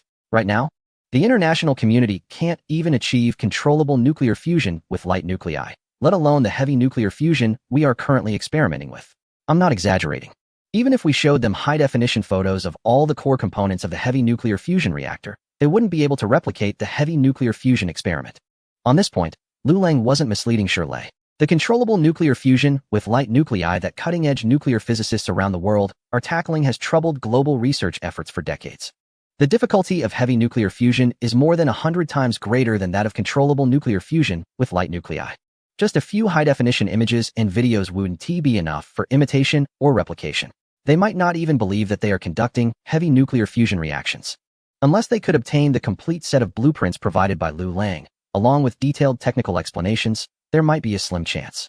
Indeed, the heavy nuclear fusion reaction is very challenging, even with the complete technical blueprints. At present, only a handful of countries in the world have the hope of conducting related experimental validation. Zhang Bingquan's words eased Shirley's mind a bit. The complete set of technical blueprints is currently managed by the Security Bureau, and even the technical supervisor, Zhang Bingquan, is not clear about most of the specifics of the blueprints. The core components related to the heavy nuclear fusion reactor have been broken down into thousands of projects, assigned to hundreds of engineering teams for separate construction. It can be said that besides Lu Lang, there is no one else in the world who knows the entire structural composition of the heavy nuclear fusion reactor. The key to the confidentiality of this project does not lie in the specific blueprints, architectural structures, or project details of the heavy nuclear fusion reactor. Rather, it is in the very act of heavy nuclear fusion. Confidentiality is intended to prevent foreign forces from knowing about this matter, thereby minimizing the extremely low probability of suffering a strategic nuclear strike. With a loud rumble, a muffled sound came from within the ignition chamber of the heavy nuclear fusion reactor. The temperature inside the reactor sharply increased with the help of the ignition stones. The 3,000-degree gas heating conversion device quickly began to operate. The heat dissipation port of the heavy nuclear fusion reactor, under the operation of mechanical devices, hissed as it dissipated heat. Subsequently, the pre-transform reactor module was successfully activated in the main control room. Following that, 10,000-degree magnetic field plasma delivery pipes, heavy nuclear fusion reactor core modules, 100 million-degree magnetic field plasma delivery pipes. Finally, when the plasma delivery pipes transported the high-temperature plasma generated by the heavy nuclear fusion reactor through the pipes to the massive heat dissipation overflow port located at the top of the planetary engine. The display screen in the main control room showed that the heavy nuclear fusion reactor had begun to enter a stable operating phase. Academician Zhang Bingquan could no longer contain his excitement and swung his fist in exhilaration. "We did it." He struck the metal wall of the control room with such force that he even broke the skin on his hand, the edges visibly red and swollen. However, in that moment of joy, he felt no pain due to the adrenaline surging through his body. The dozens of researchers and engineers in the control room erupted in cheers. Seeing everyone's reaction, the safety supervisor, Shirley, also joined in the celebration. realizing that all his efforts over the past few months for project security were finally paying off with the success of the experimental demonstration. But when he saw the external surveillance footage of the massive plasma jet shooting several kilometers into the sky above the nuclear fusion reactor, Shirley's smile gradually froze. Why is it so loud? How can we keep this a secret? Unfortunately, during the construction of the reactor, no supplementary energy storage facilities were prepared. At that time, it was merely for experimental validation, and no one anticipated it would succeed. Thus, they had no choice but to release the enormous energy generated by the reactor into the atmosphere as a plasma jet. Don't worry. I've already informed the crew of the Wandering Earth 2, and they've started relevant outdoor shooting. In a couple of days, there will be promotional material to show that this is just a movie prop. A planetary engine, Lu Lang reassured Shirley while patting him on the shoulder. No way. You think those foreigners are easy to fool. Hurry up and get the movie promotions out. I'll contact some media partners to help cover this up. Lu Lang watched as Shirley's expression grew serious, and without hesitation, he quickly agreed. Got it. Chapter 132. Confirming the male lead at the moment the nuclear fusion reactor successfully ignited, Lin Hao, the assistant director who had received Lu Lang's instructions earlier, was already preparing large drones to record the ignition and ejection process of the planetary engine. While the plasma jet phenomenon from a real reactor could be simulated using special effects and CG technology, it always had some flaws compared to the actual footage. So, since there was an opportunity, Lu Lang certainly wouldn't miss the ignition ceremony of the experimental demonstration, which would provide unparalleled visual impact for the Wandering Earth 2. Inside the heavily secured Langlang Mountain, countless engineers and researchers were busy collecting various data on the reactor's operation as planned.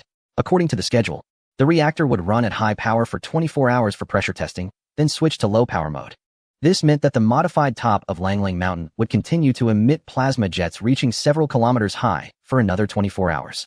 Meanwhile, outside the mountain, the crew of the Wandering Earth 2 had already begun their intense shooting tasks.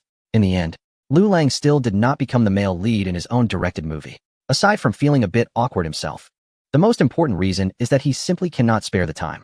The director already has a heavy workload, and as a key consultant for the project related to a significant scientific endeavor, he occasionally needs to participate in relevant experimental project meetings within the nuclear physics research team. As the person who proposed this significant scientific endeavor and provided the relevant experimental equipment blueprints, Lu Lang's research suggestions and ideas are crucial for the nuclear physics research team. The filming plan for the movie is just one part of a confidential promotional campaign, and its priority is far lower than the research of the related project. Therefore, Lu Lang's time for filmmaking, which could be seen as a distraction, has inevitably been greatly reduced. Additionally, with the successful ignition of the experimental reactor and the successful validation of the experiment, it is just a step away from practical application. In this context, Lu Lang has undoubtedly become a national treasure-level protection target in the eyes of Shirley, the Security Bureau director responsible for the security plan. Thus, becoming the male lead in the movie is something that needs to be avoided as much as possible. Being a director is already the limit. To become the male lead with Lu Lang's physique and looks, coupled with the global success of the first film, Shirley genuinely fears that Lu Lang could become a sensation due to the movie. If Lu Lang really becomes a massive star, the pressure on the Security Bureau responsible for security work would increase unprecedentedly. Any security mishap would leave Shirley in despair. With the help of Dong Yinling, the strategic director at Byte Entertainment, a list of candidates for the male lead who meet Lu Lang's criteria was quickly compiled, presenting him with a selection of more than 10 options. Compared to the first film, which was relatively unnoticed and not highly regarded, after the domestic and international film markets exploded and the first film grossed over $10 billion, it has completely become the hottest IP project in the domestic film market. Lu Lang has also become the most sought-after director in the country. His first major film has been a phenomenal success, achieving both box office and critical acclaim, and has even received positive recognition and support from official media. This level of achievement is something that even the most renowned domestic directors cannot match. In this context, when the news was released that the second film has a vacancy for a male lead, the entire domestic film industry was set abuzz. This is quite different from the previous search for a female lead role, as a hard science fiction film. The female roles in this movie are not as significant as in other domestic comedies or romantic films. However, this has attracted fierce competition from numerous big-name stars, including popular and talented actresses. This time, the male lead is quite important, based on the first film's market performance. Being cast as the male lead in the sequel is undoubtedly a shortcut to stardom. Therefore, as soon as Dong Yinling spread the news, Byte Entertainment's network inbox received over 100 resumes from qualified candidates within just a few hours. There are quite a few influential recommenders who personally brought some actors to visit Dong Yinling. The selection of the male lead for The Wandering Earth 2 has caused much more commotion in the film industry compared to the previous selection of the female lead. When Liu Lang first saw the thick stack of potential male lead candidates handed to him by Dong Yinling, he didn't feel much. But after flipping through it for a while, he was quite surprised. Qi Yangqianqi, Wang Yibo, Xiao Zhan. Liu Lang felt confused upon seeing the resumes of these well-known actors and idol stars. He was no longer the rookie who had just entered the industry. He had gained some understanding of the insider dynamics of the domestic film and television scene. The well-known actors and idol stars he just saw were all affiliated with well-established companies in the domestic industry. Considering that he was now closely linked with a certain entertainment company, Liu Lang couldn't understand why the competitors would send their artists to audition. Back when he was filming the first Wandering Earth, those companies had made things difficult for him behind the scenes. In the film industry, one must have a thick skin. With the tremendous success of the first Wandering Earth globally, the male lead for the second installment was undoubtedly a hot commodity. Who wouldn't want to get a piece of the pie in the domestic film industry? Additionally, I'm not sure about your criteria for the male lead. So I've brought over the resumes of male actors who meet the conditions you mentioned. Don't worry too much about the stance of the entertainment company. Just choose according to the image of the lead character you want. Dong Yinling was afraid that Liu Lang's selection of the male lead would be influenced by the entertainment company's position. She didn't want the quality of the entire film to be affected by the male lead issue. Dong Yinling was willing to overlook whether actors from competing companies joined The Wandering Earth 2 because she valued the overall quality of the film, and thus fully supported Liu Lang as casting and filming plans. However, that didn't mean Liu Lang could act as if nothing had happened. He clearly remembered the targeted tactics used against him when selecting actors during the competition with Shanghai Fortress. With an expressionless face, he flipped through the resumes of these artists and stars from big companies, quickly being drawn to one particular resume photo. Wu Lei, how is this actor? Quite good. His image, temperament, and age all meet your criteria, and he pairs well with the female lead Zhao Jinmai, both of whom are relatively outstanding newcomers. Moreover, he operates his own studio, without a major company's management contract behind him. Alright, he'll be the one. Chapter 133, Making Dumplings for the Vinegar when Zhang Wan, who came to the Wandering Earth 2 crew to gain experience and make a cameo, arrived at the filming base with male lead Wu Lei. They happened to catch the last few hours of the high-power startup of the nuclear fusion reactor. Under the afterglow of the setting sun, the plasma stream ejected from the top of the towering planetary engine shot straight into the clouds. The plasma stream, several kilometers high, completely tore apart the heavy lead gray sky. In late October, the snowfall had already begun in the northwestern region. Just after getting off the vehicle, Zhang Wan and Wu Lei were instantly stunned by the apocalyptic sci-fi scenery surrounding the filming base. Welcome, Director Jiang and Wu Lei. We're glad to have you join the family of The Wandering Earth 2. The deputy director Lin Hao, who was responsible for the reception, had already received the news. Wu Jin took the initiative to drive a large engineering transport vehicle weighing around 100 to 200 tons to pick them up. Hearing the voice, Jiang Wan and Wu Lei finally shifted their gaze from the magnificent planetary engine to the engineering transport vehicle that had stopped beside them, which they had never seen before. After being awed by the towering structure nearly 3,000 meters high, they felt little when looking at the transport vehicle. However, a quick comparison with the large bus behind them made it clear just how exaggerated the size of this engineering transport vehicle was. The bus, capable of carrying 40 to 50 people, looked like a toy in front of this massive vehicle. Director Lin, is this our prop for the film? After a few casual exchanges, Jiang Wan quickly became familiar with Deputy Director Lin Hao, as he touched the absurdly large tires of the engineering transport vehicle, which stood 3 to 4 meters tall. He asked with curiosity. Yes, this is our film's engineering transport vehicle. There's also a military version equipped with a launch system for guided missiles. Now that's really something. Listening to Lin Hao's introduction, Jiang Wan's expression changed repeatedly, clearly intrigued. Oh, Director Jiang, you're here. Come on up to the cockpit and chat. At that moment, the door to the cockpit of the engineering transport vehicle opened, and the driver Wu Jin casually called out to Jiang Wan and Wu Lei below. Invited in, Jiang Wan, already very interested, climbed up into the cockpit without hesitation, leaving Wu Lei feeling a bit awkward and unsure. Come on, let us go up and take a look. When it's time to shoot, you'll need to know how to drive this vehicle before Wu Lei could react. Lin Hao pulled him up to the cockpit. Unlike the cramped spaces of other large trucks, the interior of the engineering transport vehicle was exceptionally spacious. It had designated work areas, living quarters, and even a storage area, stocked with enough supplies to support 2 drivers for over 3 months in the wild, perfectly aligning with the film's world setting. Given the background of the film's universe, where there were no service areas or supplies outside of the underground cities, the vehicle had to meet the physiological and living needs of its occupants, functioning as a mobile fortress. So, our props must conform to the relevant setting. This engineering transport vehicle is an important filming prop. So we tried our best to restore its performance to fit within the film's universe, observing the exaggerated space of dozens of square meters in the cockpit. Along with the heavy metal sci-fi style decor and the newly designed spherical steering control, Jiang felt a refreshing sense of excitement. It's solid, really solid. This is exactly how a true hardcore sci-fi film should look. Jiang was excitedly rubbing his hands together. He initially thought that the production team of The Wandering Earth would just be learning the industrialized filming methods of a certain country, mainly relying on computer-generated effects to make the movie. However, upon arriving on set, he realized how wrong he was. Just the fact that there was an actual drivable engineering transport vehicle far exceeded his expectations of movie props. As one of the few renowned directors in the domestic film industry, Jiang had visited many well-known film sets both domestically and internationally. From what he had seen so far regarding the meticulous attitude of the Wandering Earth 2 team towards their props, it was not only rare among domestic productions, but could also be considered exceptional on a global scale. By the way, Director Lin, what is that building we just saw outside? Is the military working on some large project? Will it affect our filming? Jiang had already familiarized himself with the Wandering Earth 2 team, and he couldn't help but express his confusion, recalling the military checkpoints he had seen along the way. Ahem, Director Jiang, you don't need to worry. This is officially called a propulsion planetary engine, though that's just the term used in the film. In any case, we coordinated with the military, so there's no need to worry about any filming issues. A planetary engine. Hearing this term, both Jiang and Wu Lei were taken aback. Clearly having watched the first Wandering Earth closely, they understood what a planetary engine was. This was also a movie prop. Once they entered the production base, Jiang and Wu Lei were quickly shocked by even more high-tech movie props. They had already seen the frame robots and mechanical military dogs in the previous film, so they managed to stay calm.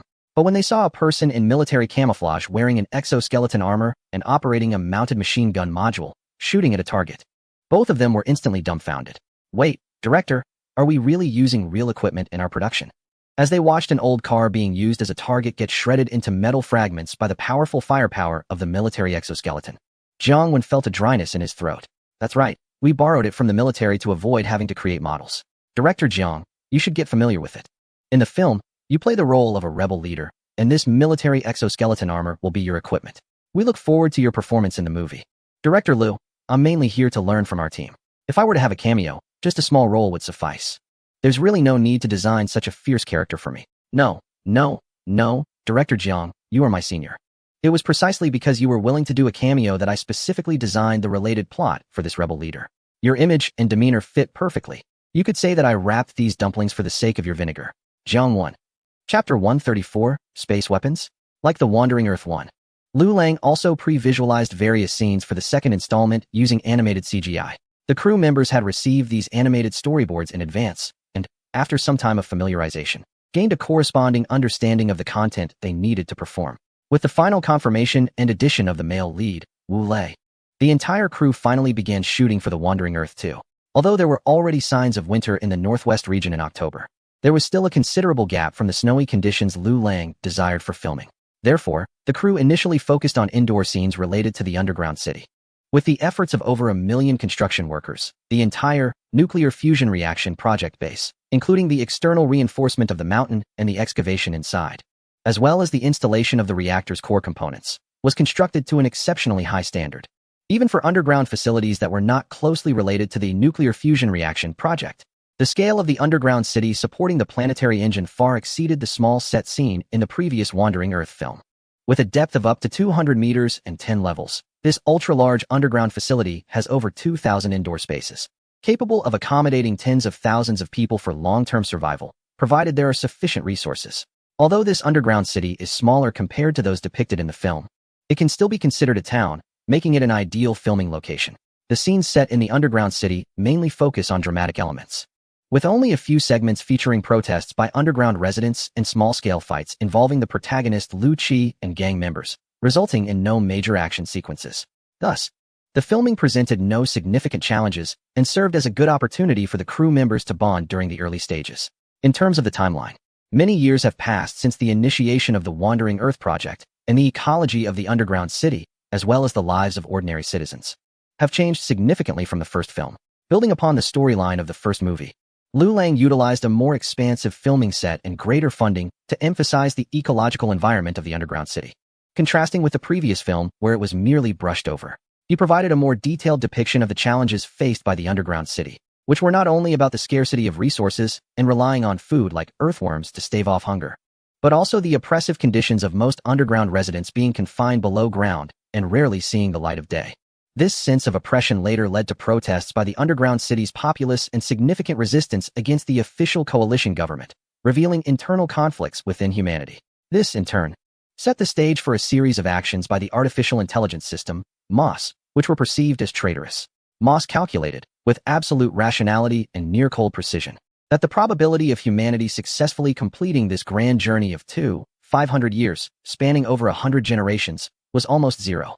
Thus, it sought to save human civilization in what it deemed a feasible manner, even though this method seems to many like a betrayal of humanity by MOS. Under the guidance of Wu Jin and Deputy Director Lin Hao, Deshu, Wu Lei, and Zhao Jinmai quickly integrated into the crew. The filming tasks proceeded smoothly and on schedule. With the experience from the first film, the shooting team, props team, and other logistical departments within the crew had developed a tacit understanding. Under Lu Lang's direction, the shooting progress was quite promising. However, just as he was fully invested in the film's production, Shirley, the head of the security bureau responsible for the entire nuclear fusion reaction project security plan, brought some bad news. The nuclear fusion reaction project had ultimately attracted outside attention. At the headquarters of a certain space agency, shortly after the nuclear fusion reactor was activated, the ejected plasma flow caught the attention of the monitoring department. "Boss, you better come take a look. Something's happening in the airspace over that region." Hearing his subordinates shout, the head of the monitoring department jolted, downing his coffee in one gulp. "What's going on? Is there a problem with the space elevator? Did it collapse? Or did the satellite explode? You better not be saying those things." The first thoughts that came to the monitoring department head were these potential disasters. God knows how much pressure the emergence of the space elevator had brought them. After the announcement of the space elevator and the Constellation program, not only the space transportation company faced the fallout, the intelligence department and the space agency's head were publicly reprimanded by their superiors, who warned that if they lost to the other side in the Constellation program, heads would roll. Following this warning, both the intelligence department and the space agency were compelled to frantically launch satellites, monitoring the space elevator base around the clock. However, compared to relying on those incompetent peers, the head of the monitoring department preferred that the space elevator and Constellation program encountered problems themselves. "Boss, it's not the space elevator base. It's in the higher latitude northwest region. A batch of satellites in that area seem to have lost connection due to interference from high-energy particle radiation yesterday." Upon hearing this, the supervisor's previously piqued interest instantly waned. The entire focus of the monitoring department was on that damn space elevator, and the intelligence department felt the same. Who had the time to care about a few lost satellites? Besides, given the reckless acceleration of the satellite launch plan, it would be strange if those satellites didn't encounter issues. Didn't I say? The priority is that space elevator base. There's no need to make such a fuss over less important information. The supervisor twisted his neck, stiff from too much overtime, and casually dismissed his subordinate. "However, boss, those monitoring satellites transmitted some footage before losing contact. I've never seen anything like this," the subordinate said as he opened a video file. A thick orange plasma stream erupted from a large black-gray structure on the surface, which appeared to be man-made. Shortly after, the satellite seemed to be affected by high-energy particle radiation from the plasma stream, and its communication signal vanished instantly. After watching the entire footage, the head of the monitoring department's pupils contracted. "Get me the head of the intelligence department. We have evidence that the researchers from a certain country are developing space weapons." Chapter 135, The Threat of War? News that a certain country's northwest region is suspected of developing space weapons quickly spread across mainstream media channels. Due to the earlier shocking news about the space elevator and the Constellation project, almost all foreign intelligence organizations, including those from North America, focused their attention on the space elevator base located in Hainan. Meanwhile, the larger infrastructure plan in the western region saw a decrease in attention from foreign intelligence organizations due to a downgrade in its importance rating.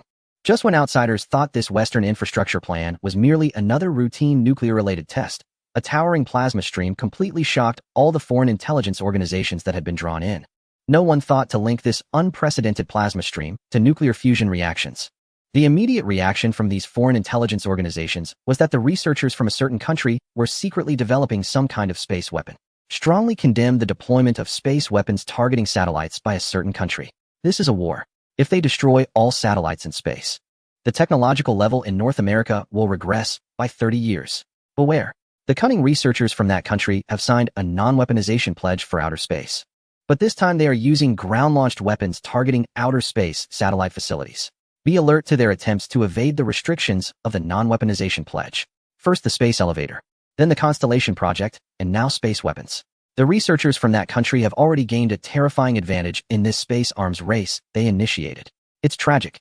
While that country has developed weapons capable of targeting outer space equipment, our joint space exploration project involving dozens of countries hasn't even started. In an instant, mainstream media channels across the global internet were wildly sharing this news revealed by North American intelligence agencies. The emergence of space weapons in outer space was met with pessimism by mainstream media in various countries. However, in response to the accusations from mainstream official media and North American intelligence agencies, the Foreign Affairs Department of that country simply replied, "This is all a misunderstanding. We have never developed space weapons, nor do we intend to instigate a so-called space arms race. However, out of humanitarian spirit, we are willing to assist North America in relaunching 5 Starlink satellites that were accidentally damaged, using the space elevator at cost price. Before the launch, these satellites need to undergo inspections by our side to ensure they do not possess any military-related functionalities." Upon hearing the official response from the Foreign Affairs Department of the Dragon country, everyone, including intelligence agencies and space organizations from a certain region, felt insulted. Since the dissolution of the Soviet Union, they had never faced such a humiliation. Wow, what a turn of events. They never expected to be treated this way by others. Did they? This reminds me of the incident with the Galaxy back in '93. We felt so repressed back then, and today is a breath of fresh air. If you can't handle it, just back off. Your rockets have exploded twice in a month, yet you continue to launch them recklessly? It's like you're suffering just to save face. The money you're burning could fund a space elevator for a month. Is it possible that the developments in the Northwest region are actually space weapons? Shoo, don't create trouble for the country. They are playing a bigger game. And those who understand, understand. Those who don't, wouldn't get it even if you explained. On domestic internet platforms, countless netizens joined in the amusement, as no one expected that the region, traditionally dominant in high-tech and military fields, would now face setbacks in their area of expertise. We do not accept the official explanation from the Dragon country. Why were only 5 satellites from the Starlink program affected at the time of the incident? Why were these precisely the satellites that compete with the Dragon country's Constellation program? We believe this is a premeditated attack on civilian satellite equipment in outer space. The Dragon country must quickly explain the situation regarding the target facilities around the Langlang Mountain in the northwest. Otherwise, it may be viewed as an act of war by the authorities in the region. Shortly after the Dragon country's Foreign Affairs Department issued a statement, within just 2 hours, the authorities in the region responded with an extremely stern declaration. This statement even included language that could be interpreted as an act of war. However, before countries around the world could react to this declaration, it was modified just 10 minutes after its release, changing the wording from being viewed as an act of war to being seen as a provocative act. At the same time, the head of the spokesperson's office faced a severe reprimand from the higher-ups. "Fool, are you out of your mind? An act of war? What kind of idiotic statement would threaten the Dragon country with war at such a sensitive time? I even begin to suspect you might be spies planted by others. You were supposed to issue a stern statement, not threaten war against the Dragon country." After being scolded, several supervisors in the spokesperson's office felt wronged and lowered their heads. In fact, in the past, when faced with similar provocations, the statements issued by the spokesperson's office were much more severe than the current one. At that time, no country posed a lethal threat to the region in both high-tech and military fields, so their statements could even be as reckless as war intimidation. However, times have changed. The country has now reached a level in advanced space technologies, such as space elevators and certain space programs, that rivals or even surpasses that of the region. Additionally, as one of the permanent members, this country possesses a formidable conventional military force and a concerning strategic nuclear strike capability.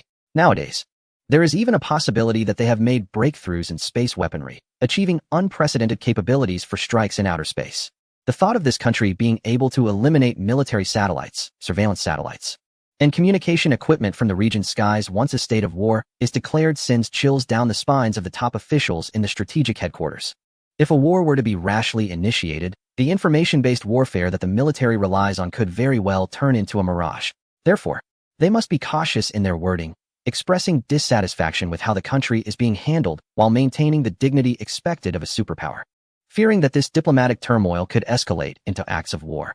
Chapter 136. Can't say that the misunderstanding of the nuclear fusion reaction project as a space weapon was an unforeseen event for Shirley, the head of security for the project.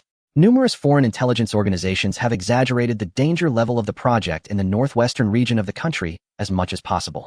However, their imagination only reaches the concept of some sort of space weapon that can be launched from the ground and affect outer space equipment. This leaves Shirley both relieved and somewhat troubled. The fact that the external parties did not connect the projects around the Langlang Mountain area with the groundbreaking research technology of nuclear fusion reaction brings him some comfort. However, at the same time, rumors about the country developing and using space weapons must be addressed promptly. Therefore, the pressing question is how to take action to minimize the impact of this space weapon controversy. This has become a tricky issue for many decision-making departments within the security agency and the strategic office. What? You want me to participate in an interview program? Lu Lang was momentarily stunned when he heard Shirley's action plan. To be precise, it is a campaign to refute unfounded slanders from foreign forces, with the interview program being just a part of it. Since the Wandering Earth has a certain level of recognition globally, having its director personally conduct related publicity can significantly strengthen the effort to dispel the rumors.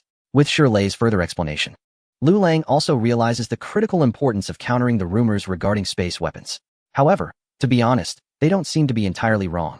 If the relevant program design of the reactor's plasma jet is adjusted, it could indeed be used as a space weapon, which has considerable operability. Lu Lang muses to himself. But now is not the time to dwell on these issues. I'm busy filming. It won't take too much time, will it? Additionally, this should be my first time participating in a formal interview program, and I'm afraid I might get a bit nervous. You? Nervous?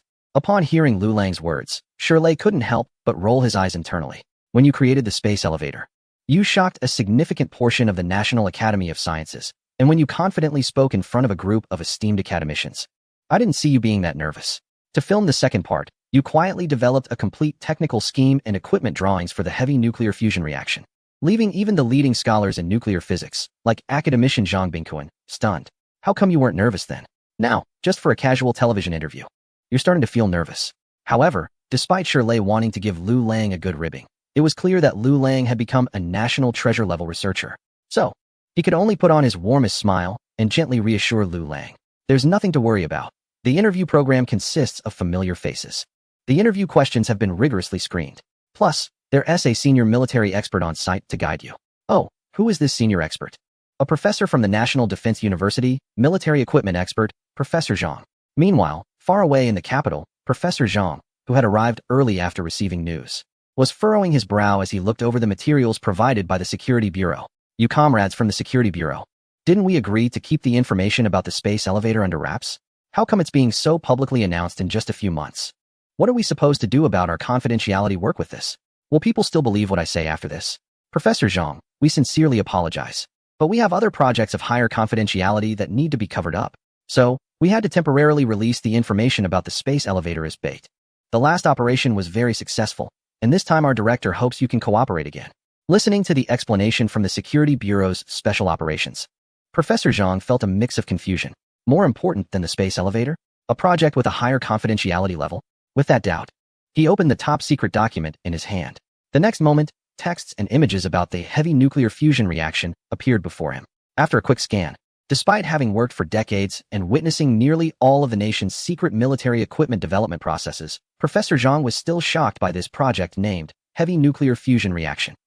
Especially since the materials indicated that this heavy nuclear fusion reaction project had successfully passed experimental validation, meaning practical application was not far off. Thinking about the almost limitless cheap energy that controllable nuclear fusion could bring, Professor Zhang couldn't help but feel a surge of excitement. Rest assured, I will complete the task assigned by the organization. Even if I have to sacrifice my reputation, I will make sure to. Properly educate the public. The next day, in the television studio of the capital. Host, welcome to this episode of the live program Military Perspectives. Dear viewers from television and the internet. In this episode, we have invited an old friend of the show, Professor Zhang from the National Defense University, and a new friend, the renowned director of the Wandering Earth, Mr. Lu Lang. Professor Zhang and Lu Lang. Hello everyone. It's great to be here for the Military Perspectives program. Host, recently, there have been claims from certain officials about 5 satellites from a particular satellite program being damaged over our northwestern region due to our actions. And they have accused us of secretly researching space weapons. As a defense and military expert, Professor Zhang, what are your thoughts on this? Professor Zhang, this is an age-old issue. Our strategic guidelines dictate that we will not be the first to develop space weapons.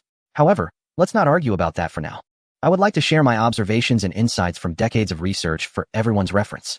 Hosto, please go ahead, Professor Zhang. Lu Lang is also listening attentively. Professor Zhang, from my observations and research, whenever there is an emphasis on a certain threat from certain regions, it often does not indicate a real threat, but rather serves as a means to garner sympathy. For instance, the Naval Department once promoted the threat of a certain country's nuclear submarines, making a fuss for years, which ultimately pressured Congress to approve a new shipbuilding plan costing hundreds of billions of dollars. The intelligence agencies also raised alarms about biological weapon threats in desert regions, resulting in expenditures of tens of trillions and years of conflict, only to find that there were no biological weapons, just some laundry detergent. Now, NASA is once again making noise about space weapons. Well, the squeaky wheel gets the grease. Host: Oh, Professor Zhang, are you suggesting that NASA is using false information to secure funding from officials? Professor Zhang, I wouldn't dare to say that. Host: Professor Zhang, I understand your point. And I believe the viewers at home also get it. We are on an official channel, and there are some things we cannot state outright. By the way, Director Lu Lang, on this topic, I have a question that I'd like to ask on behalf of our viewers. Lu Lang, please go ahead, host. Host: As we all know, your film The Wandering Earth has been incredibly popular, not only domestically but also achieving remarkable success in foreign markets. Some say that a good sci-fi film relies heavily on special effects. However, many viewers who watched The Wandering Earth noted that the space elevator and the space base in Hainan bear a striking resemblance.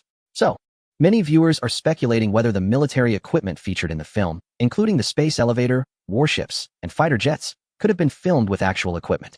Did the Wandering Earth production team receive substantial support from the military? Lu Lang: False information. Nonsense. In fact, it was all just a coincidence. During the filming, we happened to encounter a joint military exercise in nearby waters. In the movie, military equipment such as warships and aircraft, including the space elevator, mainly borrowed some distant landscape scenes. The rest are all special effects CG images, and there is no truth to the claim of strong support from the military.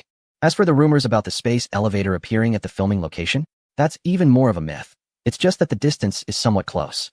To be honest, I'm just a filmmaker. What qualifications do I have to be associated with something as significant as a space elevator? The idea of involving the military to use active warplanes and warships for filming is even more ridiculous. I believe that the vast majority of online viewers have the ability to discern right from wrong and will not be swayed by rumors spread by external forces. Host: After hearing Director Lu Lang's explanation, I'm sure the audience feels enlightened, just like I do. By the way, it's worth mentioning that many fans of The Wandering Earth believe this film possesses qualities characteristic of classic sci-fi works, futuristic vision. For instance, after the release of The Wandering Earth, elements like the space elevator, doorframe robots, and military-grade exoskeleton armor have appeared in the real world. Here, on behalf of the many fans who care about and love The Wandering Earth, I want to ask Director Lu Lang a question. What similar surprises can we expect from the film you are currently shooting, The Wandering Earth 2? Lu Lang: Oh, this might disappoint everyone. Hosto: Why do you say that? Lu Lang: Because the advanced technology showcased in The Wandering Earth 2 is incredibly difficult to achieve. Frankly speaking, with the current level of technology in the world, it might take another 100 years of development to reach that point. Lu Lang shakes his head in regret. Host: Hearing you say this, I and the audience are even more curious. Lu Lang: This time, I brought a portion of the trailer for The Wandering Earth 2 to show everyone. Not long after he said that, the program Military Perspectives started playing a segment of the Wandering Earth 2 trailer. Accompanied by stirring music, a gigantic, heavy nuclear fusion reactor appeared on screen. As the music surged, the camera angle continuously rose, showcasing the massive reactor device. The entire scene of the grand, heavy nuclear fusion project reached its peak as the outer structure of the mountain was revealed, resembling the eighth wonder of the world. The trailer depicted a planet engine covered in ice and snow, voraciously consuming vast amounts of rock and turning them into fuel. Subsequently, plasma streams powerful enough to propel the Earth surged from the engine's top exhaust ports. This magnificent scene left countless viewers in awe as they watched for the first time on television and online. Hosto: So this is the advanced technology in The Wandering Earth 2? If I'm not mistaken, this should be the planet engine from the first film? However, compared to the first installment, the second one has provided more details about the internal workings of the planet engine. From the trailer, it really builds anticipation. The host makes a starry-eyed expression. Lu Lang: That's right, the planet engine has a significant presence in the second part. So the heavy nuclear fusion reactor within it is undoubtedly a piece of advanced technology that can be compared to the space elevator from the first part. However, this heavy nuclear fusion reactor is simply not something that can be realistically achieved in the short term like the space elevator. I believe Professor Zhang is also well aware of this. Professor Zhang: Indeed, I can confirm on behalf of Lu that many viewers might not be familiar with heavy nuclear fusion. But when it comes to another type of controllable nuclear fusion, I believe everyone has heard of it. Currently, leading nuclear physics researchers worldwide are trying to crack controllable nuclear fusion, but after decades, it remains extremely challenging. The heavy nuclear fusion reaction can be understood as a research project that is exponentially more difficult than the mainstream research on controllable nuclear fusion. So, as Director Liu said, it seems that humanity won't be able to tackle heavy nuclear fusion for at least the next century. Host.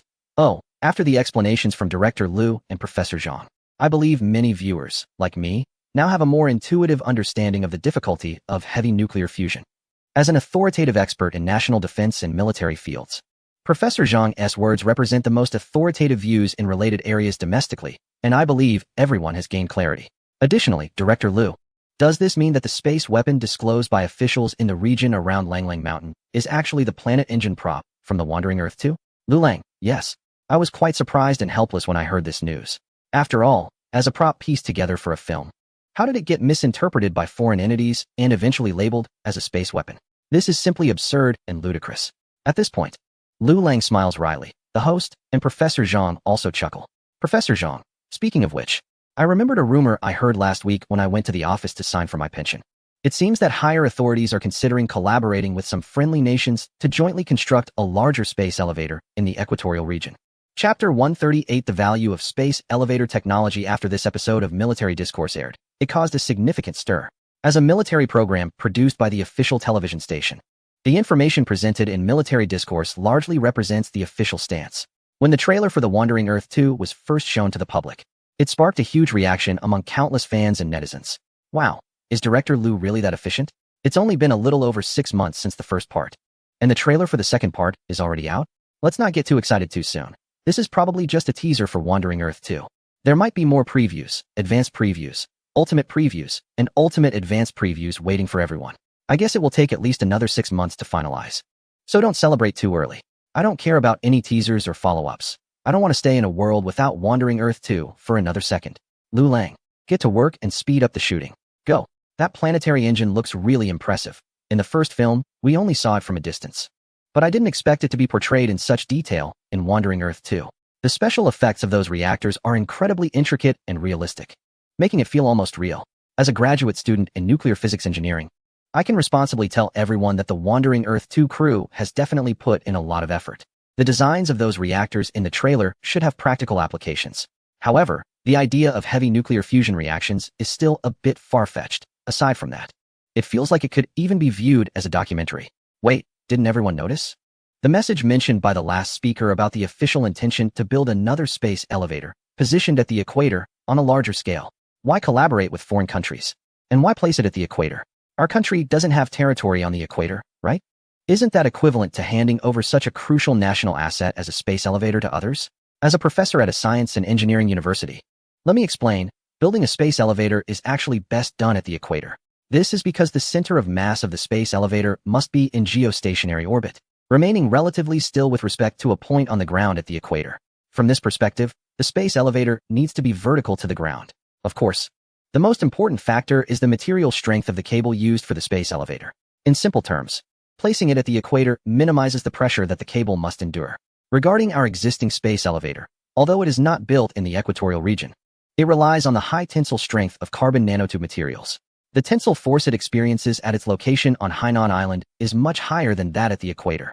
Therefore, the existing space elevator can only support a small elevator cabin. If it were to be built at the equator, the strength of the carbon nanotube materials would allow for the construction of a giant space elevator capable of running multiple elevator cabins simultaneously. At that point, not only could it transport satellite equipment to outer space, but it might even be possible to construct an interstellar battleship in space. Is it really that impressive? But it sounds like we still need to collaborate with foreign countries since our nation does not have territory in the equatorial region. I suggest avoiding collaboration with certain countries to prevent leaking critical technical information about the space elevator. If collaboration is necessary, it should be done in exchange for resources. Priority should be given to trading for non-renewable natural resources like oil, coal, copper, and high-grade iron ore. Suggestions to add shares of high-tech foreign companies, such as a certain software giant, a well-known database firm, a prominent semiconductor manufacturer, and a major internet company. Hey, are you dreaming? Why not just suggest that a certain country transfer its advanced technology company to us directly to solve the lithography machine issue? That's not impossible. I suggest the authorities consider it. The latest episode of a military-themed program has sparked significant discussion online, dominating various social media platforms under the intentional guidance of official departments. Suddenly, the importance of space elevators has become known across all walks of life in the country, from street cleaners to university professors, with many expressing their views on potential diplomatic efforts regarding space elevator technology. Numerous passionate university students have publicly called online to prevent such critical technology from being leaked abroad, with some even organizing protests outside official institutions to voice their opinions. However, many people hold differing views. Science and technology have no borders. Innovation is the hallmark of scientific progress. I strongly urge the authorities to pursue deeper cooperation with a certain technologically advanced region regarding space elevator technology. In my opinion, we should collaborate with them. Their military capabilities are unmatched globally, and we shouldn't provoke them. It would be better to share that elevator technology and maintain peace. They have a strong technological foundation. Do we really think we can stay ahead in space elevator technology indefinitely? They attract many global elites and top scholars every year. Sooner or later, they will catch up with us. It would be wise to sell the space elevator technology at a good price while we still have the upper hand. Otherwise, it will lose its value once they catch up. Unlike the passionate youth, many older generations have been influenced by the military and technological prowess of a certain region since their youth. Many adhere to a moderate philosophy, believing that taking a step back can lead to broader horizons, and they are not optimistic about direct confrontation. Various groups advocating for peace, technological collaboration, and familial ties with that region are emerging, continuously sharing their viewpoints online. Some have even suggested selling space elevator technology to a certain country to incite conflict between them and the advanced region. Others propose leveraging space elevator technology to foster ties with neighboring countries to create a new East Asian community in the 21st century. Many passionate young people are outraged by the rhetoric of these so-called surrenderists and traitors, vigorously condemning them online. The domestic internet is flooded with highly aggressive opposing statements, creating a toxic environment. Meanwhile, the public's attention is almost drifting away from the northwestern region. Chapter 139. I'd rather believe it's aliens. Lu Lang felt a chill run down his spine as he watched the endless stream of online disputes, which had nearly reached a nationwide scale. On various internet social platforms, netizens were divided into numerous groups based on their attitudes towards space elevator technology. A group of young students firmly opposed sharing space elevator technology with certain foreign countries, and they were labeled as little pinks by other online communities. Those who wanted to forge alliances with foreign countries using space elevator technology were angrily criticized by the little pinks as dogs. Among the many accusations of being dogs, those who suggested exchanging technology for mineral resources or shares in foreign high-tech companies were classified as capitalists. Those who proposed technological cooperation with certain entities were labeled as capitalist lackeys. Suggestions to collaborate with another specific country were met with similar disdain. And as for the Chinese Americans, they were often labeled as foreign lackeys even before they could speak. In short, it seemed that overnight, the domestic internet had been completely taken over by little pinks and dogs. The reason this wave of online disputes could gain such momentum was undoubtedly due to the encouragement from certain security agencies. With the intervention of these agencies, the regulatory oversight on major internet platforms appeared to have collapsed overnight. Aside from discussions involving illicit content or violence, the usually strict control over political discourse had become lax. This indirectly contributed to the high intensity of the online frenzy. Currently, this was a crucial phase for the installation and transformation of energy storage facilities for the nuclear fusion reactor. It was essential to have high-profile events to attract attention. Given the current domestic public opinion environment, the oversight team from the security agency was unable to manage it effectively, and foreign intelligence organizations would find it even harder to gather useful information. The head of the security agency, Shirley, was quite satisfied with this situation. In fact, as Shirley mentioned, foreign intelligence organizations were at a loss due to the public opinion wave caused by this military narrative program. Boss, we haven't received any information regarding space weapons in the Northwest region through our intelligence channels in the country over the past few days. Our allied intelligence organizations report the same. Have we collected any valuable information at all? Yes, boss. According to reliable sources, the country may soon undertake the construction of a new type of space elevator. It will be larger in scale, with greater payload capacity, and it is quite likely that they would be willing to cooperate with countries beyond their borders. Upon hearing this news, the head of the intelligence department's eyes lit up. Setting aside the intelligence on space weapons in the Northwest region, this information about the space elevator was crucial. If the news was true, they might have a greater opportunity to access what is currently considered top-secret space elevator technology. Is the source reliable? Boss, it should be quite reliable. This intelligence comes from an official department of a certain country and was inadvertently disclosed by a retired naval rear admiral during a television program. This former rear admiral is a seasoned research expert in the military department of that country, and our intelligence analysis team believes that the information he revealed is highly likely to occur. Subsequently, this subordinate quickly played the latest episode of a military discussion program for the supervisor to watch. Upon realizing that the source of information was actually an official military program from that country, the intelligence supervisor furrowed his brow. However, the information presented in the program quickly captured his attention. For over 40 minutes, the intelligence supervisor did not fast forward even for a second, seriously and carefully watching the entire episode. Nuclear fusion reaction. What shocked him the most was the trailer for The Wandering Earth 2, presented by Liu Lang. The detailed depiction of the propulsive planetary engine reactor in the trailer almost made the intelligence supervisor believe that this film was indeed shot at an actual nuclear reactor. Could it be that people from that country are really working on controllable nuclear fusion in the Northwest region? Boss, that seems unlikely, right? This is just a movie. The confidentiality level of relevant nuclear facilities in that country is extremely high, and it's impossible for a film crew to gain access for shooting. The subordinate looked at the serious supervisor with disbelief. Contact experts in nuclear physics at a prestigious institution to verify this. The mere thought of the possibility that people from that country might possess controllable nuclear fusion technology kept him awake at night. He convened the most authoritative nuclear physics researchers from a certain prestigious institution. From the perspective of a sci-fi film, the video was excellent. One could even say it was the most impressive sci-fi short film I have ever seen. Compared to those blockbuster sci-fi films, Hollywood's productions seem laughably like fairy tales. Hearing the words of Professor Philip, an expert in nuclear physics, the intelligence supervisor looked confused. But that's about it, sir. I believe you should have some understanding of controllable nuclear fusion, right? The intelligence supervisor nodded. The nuclear reactor in the movie trailer is referred to as a heavy nuclear fusion reactor, which represents another form of controllable nuclear fusion. Upon hearing this, the intelligence supervisor was taken aback. However, before he could speak, Professor Philip continued. However, this heavy nuclear fusion reaction is significantly more difficult than the light nuclear fusion that researchers worldwide are currently tackling. It is absolutely impossible for people from that country to resolve it so quickly. Professor Philip, is there any possibility that they have made rapid progress in controllable nuclear fusion technology? Sir, you are not a professional scholar and do not even understand nuclear physics. Rapid progress in such a systematic and complex project is simply impossible. This heavy nuclear fusion reaction involves hundreds, if not thousands, of engineering challenges, all at a world-class level. Rather than believing that scientists from that country have suddenly gained insight, I would prefer to think that this technology was imparted to them by extraterrestrials. Professor Philip finished speaking and chuckled softly with a few scholars specializing in nuclear physics beside him. Observing their disdainful and indifferent attitudes, the intelligence director felt a mix of relief and inexplicable irritation. He sensed that Professor Philip occasionally cast a glance in his direction, one that seemed subtly mocking.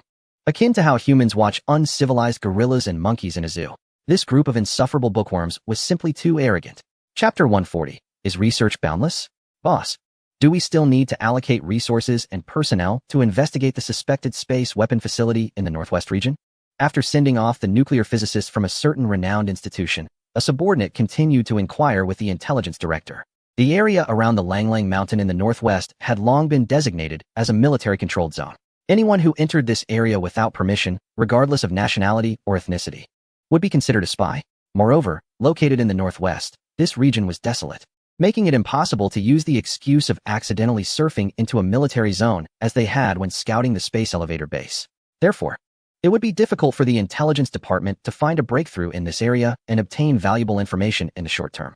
Additionally, the information regarding the space elevator had drawn the attention of nearly all intelligence organizations and official agencies worldwide. The intelligence department had no choice but to allocate substantial manpower and resources to operations related to the space elevator. The director was furrowing his brows, contemplating whether to prioritize one task over the other or to find a balance in resource allocation.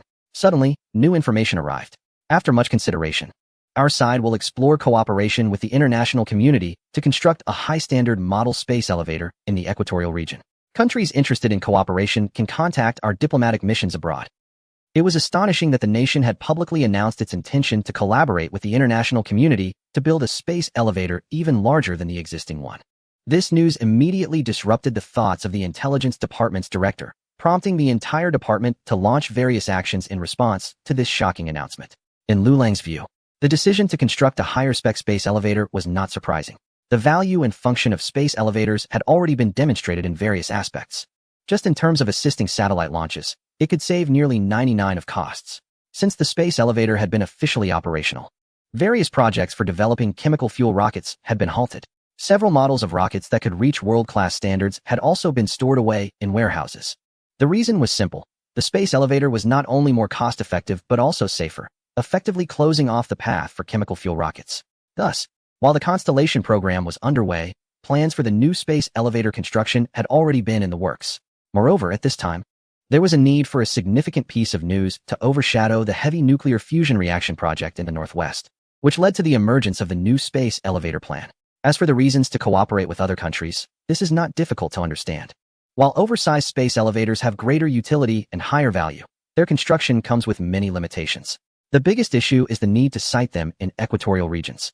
However, the vast territory of the country in question has no land or territorial waters even in the equatorial area. Therefore, it is necessary to collaborate with external forces. Once this news broke, it immediately caused a global sensation. The domestic internet was abuzz, with countless netizens either warning about the potential consequences of space elevator technology leaks or excitedly sharing the government's openness to substantive cooperation with other civilized nations. Even many citizens who were previously indifferent began to inquire about the benefits the country could gain from this international collaboration. If the domestic response was intense, the international reaction was even more fervent. The technology of space elevators is widely recognized as far superior to that of launch rockets. Even though a certain company in the region has significantly reduced costs due to its reusable rocket technology when compared to space elevators, it can be said to have suffered a dimensional blow. There is simply no comparison in terms of cost, safety, and other factors. Thus, even if the officials from that region publicly boast about their advancements, when the country expressed its willingness to cooperate on space elevator technology with the international community, they quietly slashed funding for rocket launches. With the prospect of obtaining space elevator technology through cooperation, who would still want to waste time and effort on outdated rocket technology? The ambitious satellite program of that company is incredibly costly, and at the current launch rate, it is essentially burning money, with no hope of winning any competition. At this moment, the country announced its willingness to cooperate with the international community, which seemed to provide a convenient way out for the officials from that region. In no time, their public discourse shifted from emphasizing the crisis posed by the country to downplaying the threats of the space arms race. However, just a week later, the country officially announced a shocking list of international partners for the space elevator technology collaboration. Out of over 30 partners, none were from that region. What on earth? Are these people out of their minds? The list included countries like Canada, Germany, and even North Korea, but why was there no collaboration with us? The head of the intelligence department from that region was utterly astonished upon seeing the official list of partners. If the list had been filled with third-world nations, he could have understood it, as it would imply that the country's claim of international cooperation was merely a facade, and they intended to monopolize the space elevator technology. However, the list also includes developed countries like a certain nation and Germany, which have considerable scientific and technological strength, causing discontent among intelligence officials. Why choose them and not select the clearly stronger research power from the region? This seems to be directed against that region. Before the intelligence heads from that region could react, the official diplomatic department from that region quickly issued a strong protest against the partner list announced by another country. They argued that this was an attempt to promote scientific hegemony, stating that research should be pure and borderless. If that region is excluded, the other country will surely face global condemnation for research discrimination. Furthermore, that region called upon other countries to openly resist this international cooperation plan for space elevator technology. However, in response to the global backlash incited by that region, the official response from the other country was simple: there is no need for you to resist. We have not considered your side in our cooperation list, and it will not appear in the future. Chapter 141, A New Iron Curtain? It's about time. Why should we accommodate them? Our technology, we can cooperate with whomever we choose. Who needs outsiders to dictate? Wow. I didn't expect that region to accuse us of scientific hegemony one day. What an eye-opener. Although the space elevator is just a structure, it can significantly affect the distribution of power in outer space among countries. For example, once this super-large space elevator is completed, it won't just be small-scale operations like sending 50 to 100 satellites a day. At that time, we might transport thousands of satellites to outer space in a single day. The resources in outer space are limited, and the rule is first come, first served. Once we fill outer space using the low-cost transport advantage of the space elevator, other countries will no longer be able to launch new satellites. Without those satellites, the communications, networks, astronomical observations, and other operations of that region will be interrupted, causing a technological setback of 30 to 50 years. The person above seems a bit too optimistic. We must be prepared for unforeseen incidents. If we keep excluding that region, they might resort to extreme measures to sabotage us. After all, in terms of military strength, that region is still the strongest on Earth. And they will not just stand by as they head toward destruction. We need to be cautious of their desperate actions. So, the country is courting that nation for a partnership. With such a partner, we won't fear military coercion from that region. At worst, we might all launch nuclear strikes and engage in a third world war. Who's afraid of whom? Let's see whether we fear death, or they do.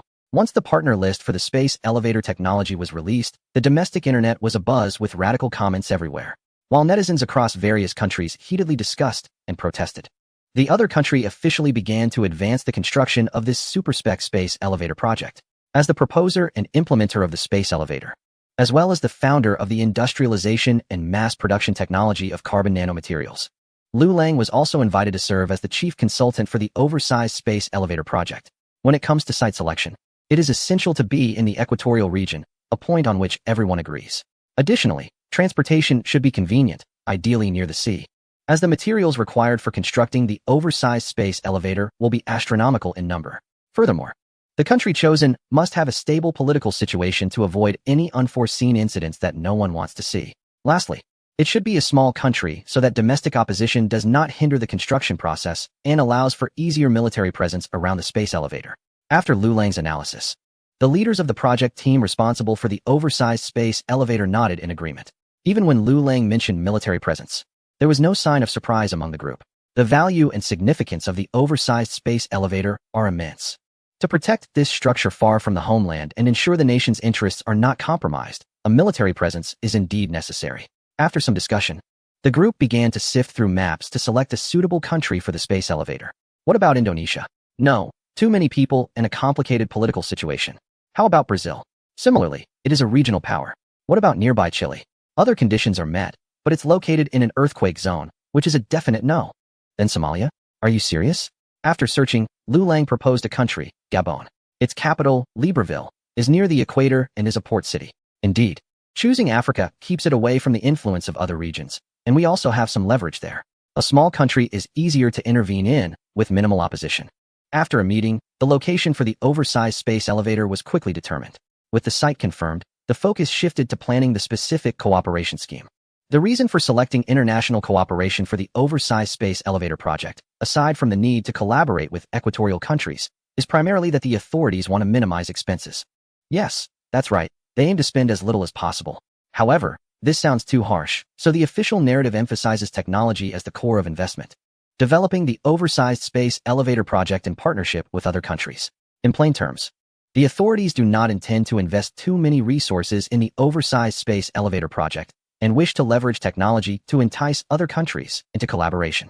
With the only existing space elevator technology in the world, the nation certainly qualifies to do so.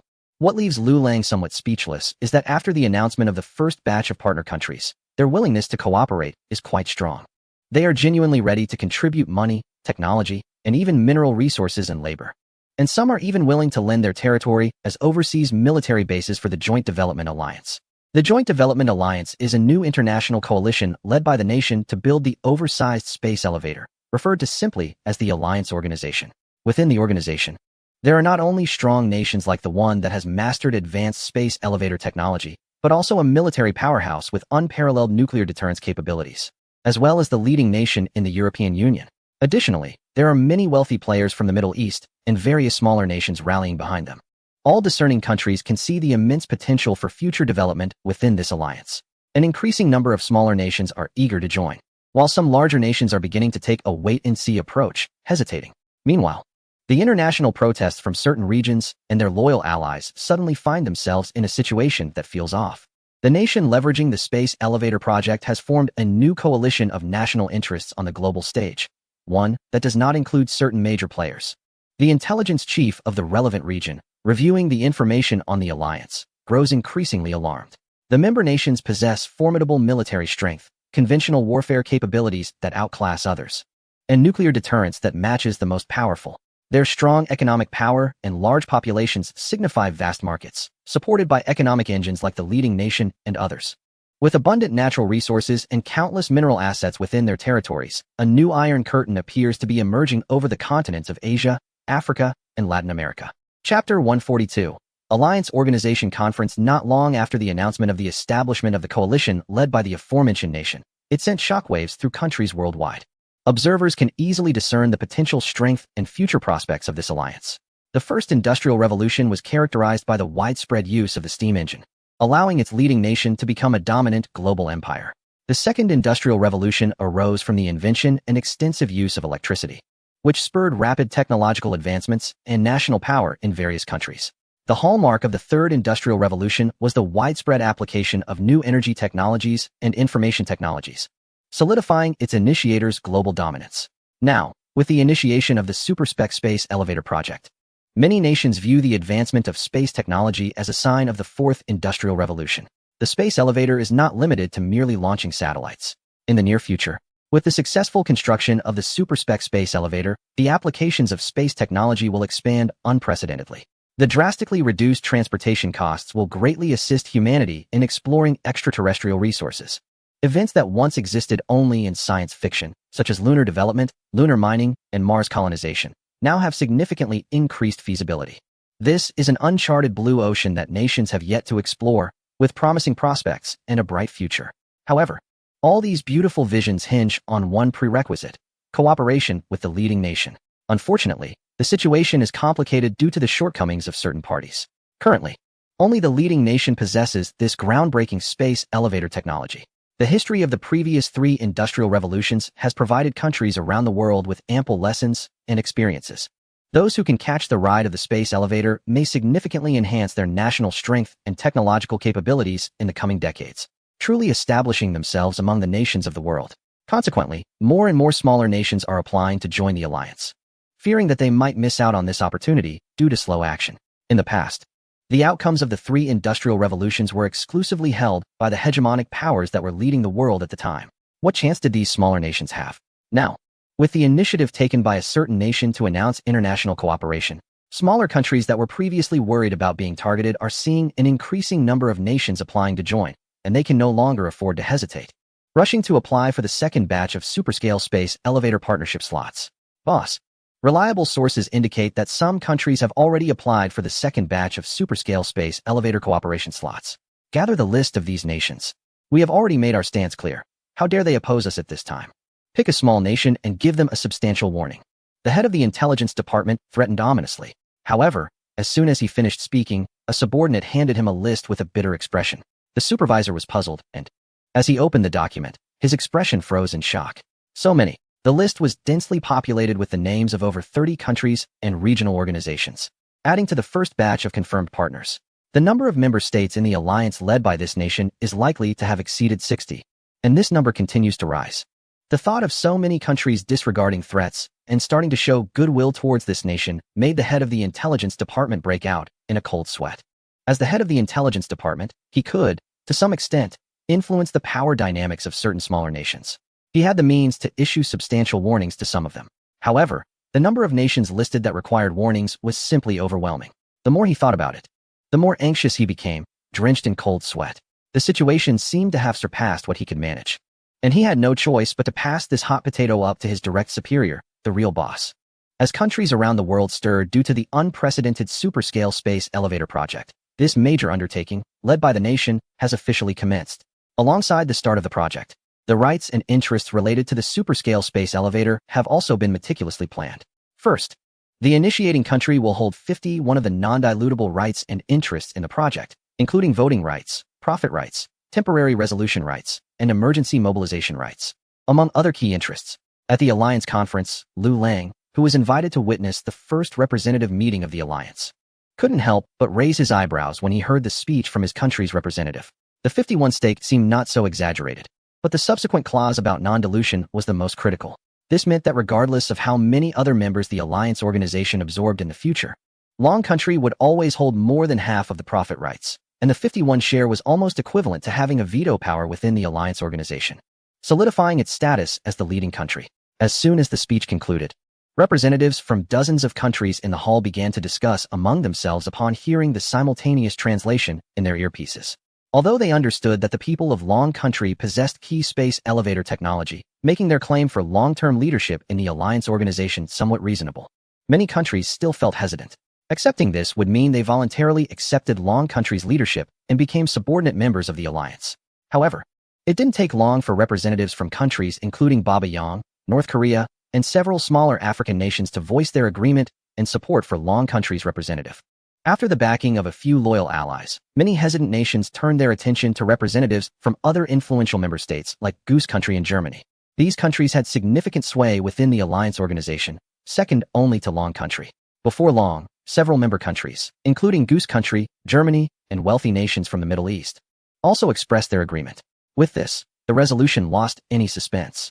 The Alliance Conference subsequently voted unanimously to approve Long Country's leadership position. Following this, the conference moved to the seating arrangement phase for the remaining countries. Nations chose to join the Alliance organization not for vague concepts like the development of human civilization and technology, but primarily for realistic interests in profit distribution. Next, the representative from Goose Country began to speak, preparing to claim a 10 share of the rights within the Alliance organization. This statement caused a stir among the representatives in the hall. Long Country had already secured a 51 stake as the main technology provider, and its military and economic strength was widely recognized, which was understandable. But why did Goose Country feel entitled to a 10 share? Aside from its nuclear deterrent military power, its economy was in disarray, and it didn't have an advantage in population structure or the number of young adults. If this was agreed upon, only 39 would remain for the other member countries to share, leading to protests from various representatives. The representative from Germany was the first to oppose it, as he planned to propose a 10 share himself and naturally couldn't allow Goose Country to take the lead. Following that, the dominant power from South Asia also echoed the protests, claiming that with the largest population in the world, they deserved a 10 share. The hall erupted into a noisy commotion, clearly indicating that Goose Country did not enjoy the same level of acceptance as Long Country. However, the representative from Goose Country soon provided reasons for their claim to a 10 share, stating that they would be responsible for the security of the super-specification space elevator and the surrounding areas.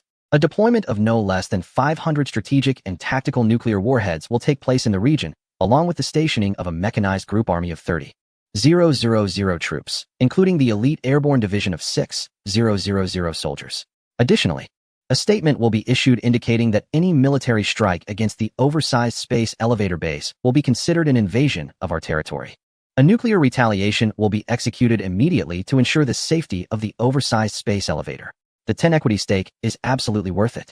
After the representative's speech, their gaze swept disdainfully over the representatives of smaller nations present. It was as if they wanted to directly declare that everyone below was worthless. Upon hearing the security force proposed by the representative, the attending delegates were left in shock. The oversized space elevator project holds immense value and demands high security, a fact well understood by all representatives. However, they did not expect such a bold move.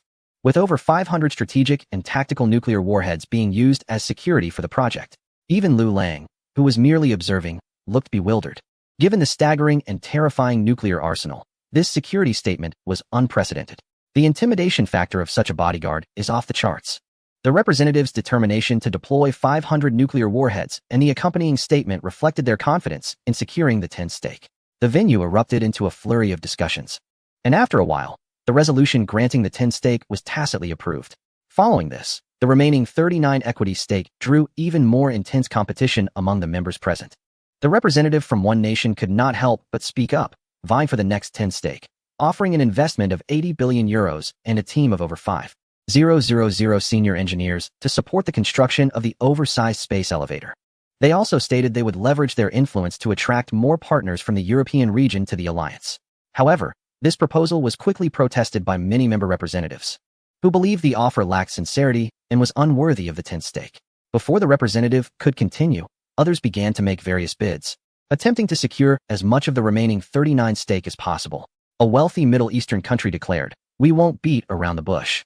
We offer $300 billion to support the project, and this is just the first batch of funds. We will provide more if needed." A South Asian powerhouse added, "We have the largest population in the world and will provide ample construction workers for the project, offering no less than 3 million workers during the construction period, with all their needs taken care of by our nation, including compensation for any work-related injuries or fatalities." As major nations within the alliance began to make their offers, the remaining equity stakes were quickly divided. The financial capabilities of the wealthy Middle Eastern nation secured them a 5 stake. The number of dominant players in South Asia, armed with a terrifying amount of cheap labor, has also resulted in a share of 5 in the rights. Given the substantial bids from these member countries, the representatives from one nation could no longer insist on a 10 share, ultimately settling for a mere 6 in rights.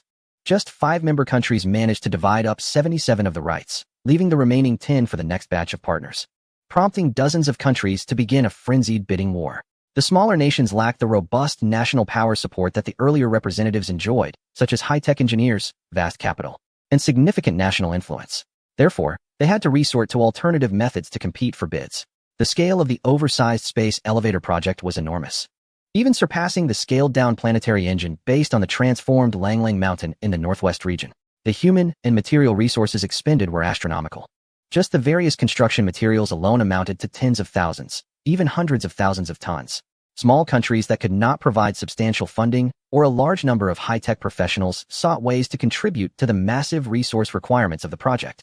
A representative from a small African nation proposed to contribute an open-pit shallow oil field with reserves of about 1 million tons. The representative from Indonesia boasted of offering its vast natural gas reserves, which had already been extracted, to prioritize supplying the construction team for the oversized space elevator project. In addition to natural gas, they could also provide high-grade mineral resources such as nickel, manganese, copper, bauxite, and diamonds. As the bidding became increasingly competitive, many small countries grew anxious. After discussions, several representatives from nations with greater decision-making power even offered to provide military bases for the alliance organization, inviting troops from specific countries to be stationed in their territories in exchange for a higher share of rights. Gabon, in particular, took an extreme stance. Selected as the site for the oversized space elevator, they had no grounds to refuse. Whether from North America or other countries, they were simply unable to resist. After much deliberation, they decided to accept the alliance's security forces' presence, allowing the organization to set up to 100 military bases on land, sea, and air within their borders. They effectively became a member state protected by the alliance. Ultimately, as a small nation with a population of 1 million, they secured a 15 share of the rights. Chapter 144. Stay away from involvement. After the alliance conference concluded, the project codenamed Sky Ladder, the oversized space elevator project, officially commenced. This monumental engineering endeavor, regarded as the 8th wonder of the world, is arguably the largest project in terms of engineering volume and participation since the 21st century. The ground base of the oversized space elevator, located in Gabon, is situated on the surface of the sea in the equatorial region, presenting a massive offshore platform as its main visual. It resembles a gigantic offshore drilling platform, with the underwater section consisting of dampers and a drive platform. When the space elevator experiences shaking from solar storms or other high-altitude threats, the dampers serve to stabilize it, while the drive platform provides the necessary power for the base's micro-movements. Given that the oversized space elevator far exceeds the scale of any existing projects, its design and construction are truly groundbreaking. The space elevator base is designed with a diameter of 3 kilometers and a height of 2 kilometers, consisting of 3 main towers, 12 launch towers, and a circular launch platform. The main towers are used to connect the cables, while the launch towers are divided into 3 groups to provide assistance for the cabin launches. Once completed, it will support 9 cabins operating simultaneously, connected by 216 carbon nanotube cables of varying thickness. The industrial mass production technology of carbon nanotube materials is crucial, as the high-strength cable materials it provides are key to the successful operation of the space elevator. However, other projects, including the ground base, underwater dampers, and the driving platform, also present considerable engineering challenges. One country is responsible for providing technical support for the super-specification space elevator, manufacturing the critical carbon nanotube cables, and constructing other high-strength carbon nanotube materials. Some technologically advanced countries are responsible for the production of the high-tech driving platforms, launch towers, and key elevator cabins. Countries with less technological strength but abundant human resources are tasked with building the surrounding public facilities for the space elevator, including, but not limited to, ground-based military facilities, missile silos for air defense, attack drone hubs, and the naval port for the space elevator's defense fleet. While many of these construction facilities and the space elevator project may not be directly related, the enhancement of security forces they bring is crucial for the member countries. No one wants the super-specification space elevator, built with vast human and material resources, to be destroyed by malicious attacks from certain nations. As a country that has acquired a 10 stake in the super-specification space elevator, another nation has mobilized up to 30. troops to various military bases around the Gabon region since the project's planning began. Accompanying warships are escorting up to 500 strategic and tactical nuclear warheads to military ports in the Gabon area. When such a fleet, capable of altering the global military balance, set sail, it shocked nations worldwide. No one expected this country to act so decisively and swiftly, with the 500 nuclear warheads being a serious commitment. Under the watchful eyes of nearly half the world's intelligence agencies, the fleet, named the Security Force for the Space Elevator, has stationed itself in military ports around Gabon. The 500 nuclear warheads are also being transported to missile silos in dozens of military bases in the surrounding areas, serving as the strongest strategic deterrent for the space elevator. It's a good thing the northern neighbor is on our side. It's a bit odd why they're putting in so much effort, providing 500 nuclear warheads, deploying a special fleet, and stationing 30,000 elite troops in Gabon. Their standing army is less than 300,000. Don't assume they're purely altruistic. Between nations, there are no permanent enemies, only permanent interests. Their dedication is clearly driven by gains. Recently, it was officially announced that an oversized space elevator would be built in the equatorial region, with dozens of countries, including the northern neighbor, participating. Rumor has it they secured a significant share of the benefits in this project, which explains their vigorous involvement. If the celestial ladder oversized space elevator were attacked, it would be a massive loss for them too. No wonder. With their economy under sanctions, they've been relying on natural resource exports to barely get by. Now that we're lending a hand and bringing them into the oversized space elevator project, we've essentially shown them a way out. That's why they're so committed. The proposal of the oversized space elevator project immediately captured the attention of netizens worldwide. Domestically, discussions about it are ongoing. As citizens of the leading nation in the project, it's natural for local netizens to evaluate the member countries of the alliance. A certain nation and its allies have been openly opposed to the alliance-led oversized space elevator project from the start, citing numerous reasons. For instance, they argue that the project would consume vast amounts of energy, increase greenhouse gas emissions, and contribute to rising sea levels, an environmental pretext. They also claim that constructing massive offshore platforms would destroy marine habitats in Gabon, leading to the loss of innocent marine life, a protest from animal protection groups. Additionally, they raise concerns about the alliance's presence oppressing the people of Gabon, triggering crises related to human rights, democracy, and freedom in the region. In short, any organization or project not involving this nation is portrayed as problematic and villainous. However, the alliance paid no heed to these accusations or the calls to rescue and support the people of Gabon. Instead, the Gabonese government, at the center of the controversy, promptly refuted the claims. Their message was clear: we're not suffering, we're not oppressed, and with 1 million people holding a 15% stake in the oversized space elevator, we're doing just fine. Thank you, but please stay out of it. Chapter 145. Do something. With the formal deployment of the northern neighbor's security forces, the Gabon area is now entirely under the military control of the alliance. Any forces outside the alliance are prohibited from entering the vicinity of Gabon. This naturally led to dissatisfaction from various countries, with alliance organizations and others debating whether the waters surrounding the region in question belong to the public domain, and whether other nations have the right to navigate freely in those waters. The alliance, which includes prominent nations, has firmly established a presence in the region, causing even those who are used to dominating globally to exercise caution. The primary reason for this restraint is the presence of 500 nuclear warheads and over 100 military bases in the surrounding areas. The smaller nations in the region may not pose much of a threat, but the military forces stationed at these bases are regular troops from major powers. There have been thoughts of a strong armed intervention to bring democracy and freedom to the oppressed local populace. Preparations for such an operation were already in place, waiting for a command from higher authorities to execute military actions. However, this proposal has never been accepted since it was reported.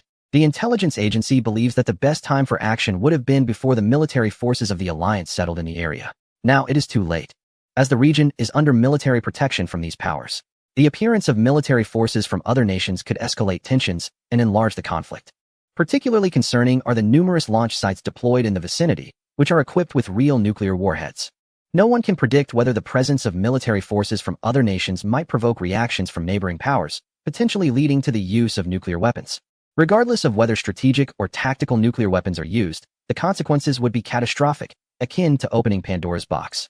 No country in the world, including those in question, can afford a nuclear war. In such a scenario, everyone would be a victim. Despite years of dominance, the actions taken have primarily targeted smaller nations with limited strategic countermeasures. Even the most foolish leaders would not allow their military forces to engage directly with official troops from other major powers. Thus, the highest levels of confrontation among these powers often manifest through proxy wars and economic sanctions. Facing repeated rejections of requests and suggestions, the intelligence agency head found himself at a loss. Agents sent to the region failed to gather any useful intelligence. The most valuable technology for the industrial production of carbon nanotubes remained tightly controlled, with no plans to produce them locally. They preferred to invest time in transportation rather than production under strict domestic protections. As for other technologies related to space elevator ground bases or launch towers, even if they were to be stolen, their utility would be limited. Without carbon nanotube materials, the space elevator plans would be impossible to initiate. This situation has led to the exposure of several agents' identities. Just as the head of the intelligence department in a certain region was troubled about how to deal with the pressure from the alliance organization, his subordinates brought shocking news. Boss, our allies in Europe have just revealed the latest information. It seems that a certain country is secretly contacting that alliance organization. What? Upon hearing this, the head of the intelligence department stood up in shock. This country is not just any ordinary nation. Although many people jokingly refer to it as one of the weaker permanent members, its strength and status are unmatched by any country outside of the 5 major powers. Moreover, it had recently issued a joint statement with a certain region, protesting against the alliance organization. Although it does not hold the same strong position in the certain region's eyes, it is still considered a superficial ally. How could they betray so quickly? Where did this information come from? The information is reliable, boss. This country has been courted by another major power, and the news has spread across Europe. It is expected to be announced in the coming days. Hearing this, the intelligence chief felt as if his heart had been struck hard. As 2 of the leading member countries in the alliance, the cooperation between this country and the other major power has deepened significantly in the 21st century, despite some historical conflicts. The latter sees the vast prospects of the alliance organization and advanced technologies, and naturally wishes to court its allies. Meanwhile, this country has long been treated as a mere tool, with benefits primarily going to the certain region first, leaving only scraps for them. Over time, discontent has naturally brewed. The gap between the 2 cultures has become more pronounced.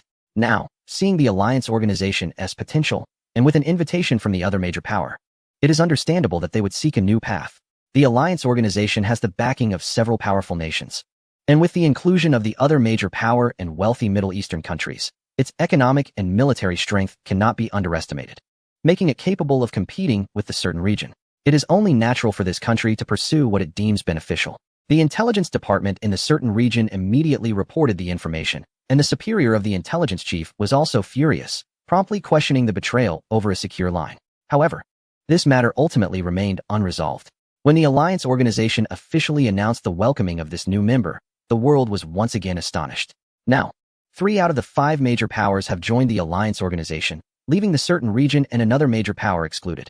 The world order dominated by certain cultures has finally been shaken like never before. Damn it, what are those old men in Congress doing? Are they just going to watch as these nations challenge us? Do something. Are taxpayers' money all going to support companies like SpaceX? 3 rockets exploded in a month. What a mess. We need a savior. Let someone come back to rescue the region. Damn, I never thought our region would face isolation one day. Chapter 146. Original plot. A series of actions taken by the alliance organization triggered intense reactions worldwide. In no time, the Gabon region became the focus of attention from various countries. Given the technological strength of the superspec space elevator and the reactions and alignments of certain major powers, many countries have begun to realize that the world order, which has remained stable for decades, is about to undergo unprecedented changes. After the Alliance Organization conference concluded, Liu Lang returned to the film set in the Northwest region to continue shooting The Wandering Earth 2. Under the strong attraction of the superspec space elevator and the Alliance Organization, the interest of foreign intelligence organizations in the Northwest region has significantly diminished. The external disturbances did not affect the filming of the movie. The entire crew, situated in a military-controlled area, focused all their energy on The Wandering Earth 2. The scenes set in the underground city were completed shortly after Liu Lang returned to the crew. As winter approached, the outdoor environment in the Northwest became increasingly harsh, with strong winds and blizzards appearing uncontrollably. However, this situation was just what Liu Lang wanted, as a considerable portion of Wandering 2 required outdoor shooting. Compared to the extensive green screen settings in the previous film, shooting in real locations enhanced by some special effects would elevate the film's visual quality. It would also allow the audience to feel the authenticity of the visuals, thereby creating a stronger sense of immersion in the backdrop of the Earth's wandering era. The protagonist Liu Qi, along with his sister Han Duo, attempted to drive away from home using their grandfather Han Xiang's identity card. But they were soon caught by official forces conducting road checks. Throughout this process, the scene set in the underground city, the ascending elevator. The large strategic transport aircraft associated with the planetary engine, and many futuristic sci-fi transport vehicles in the film were all genuine and operational. Director Liu, when will it be my turn to shoot? Liu Lang was watching the footage when he suddenly heard Jiang Wen's voice. If anyone in the Wandering 2 crew was the most approachable, aside from Wu Jin, it was Jiang Wen, who was there for a cameo. Initially, Jiang Wen came to observe how the country's most advanced industrial sci-fi film crew operated, to learn and gain insights.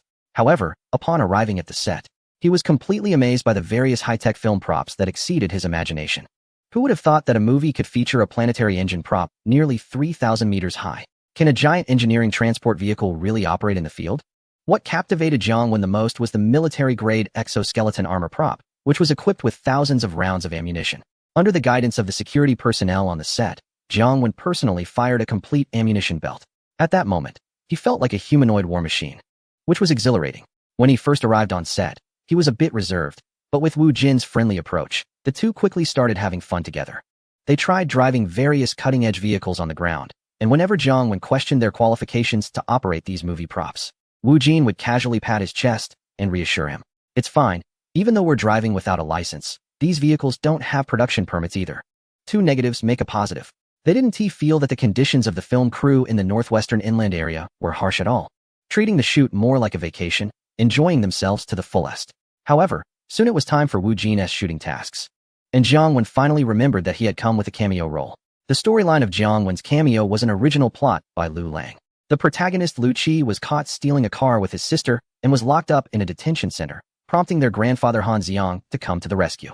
As a member of the post-2000 generation, Han Xiang attempted to bribe the guard with his long-collected VR videos, but ended up getting detained as well. This plot segment is filled with contrasts and surprises, truly a classic. However, this also marked the last warm scene before the gravity crisis occurred. Following that, the gravity crisis led to saturation rescue missions in underground cities worldwide. The protagonist took the opportunity to escape from the detention center.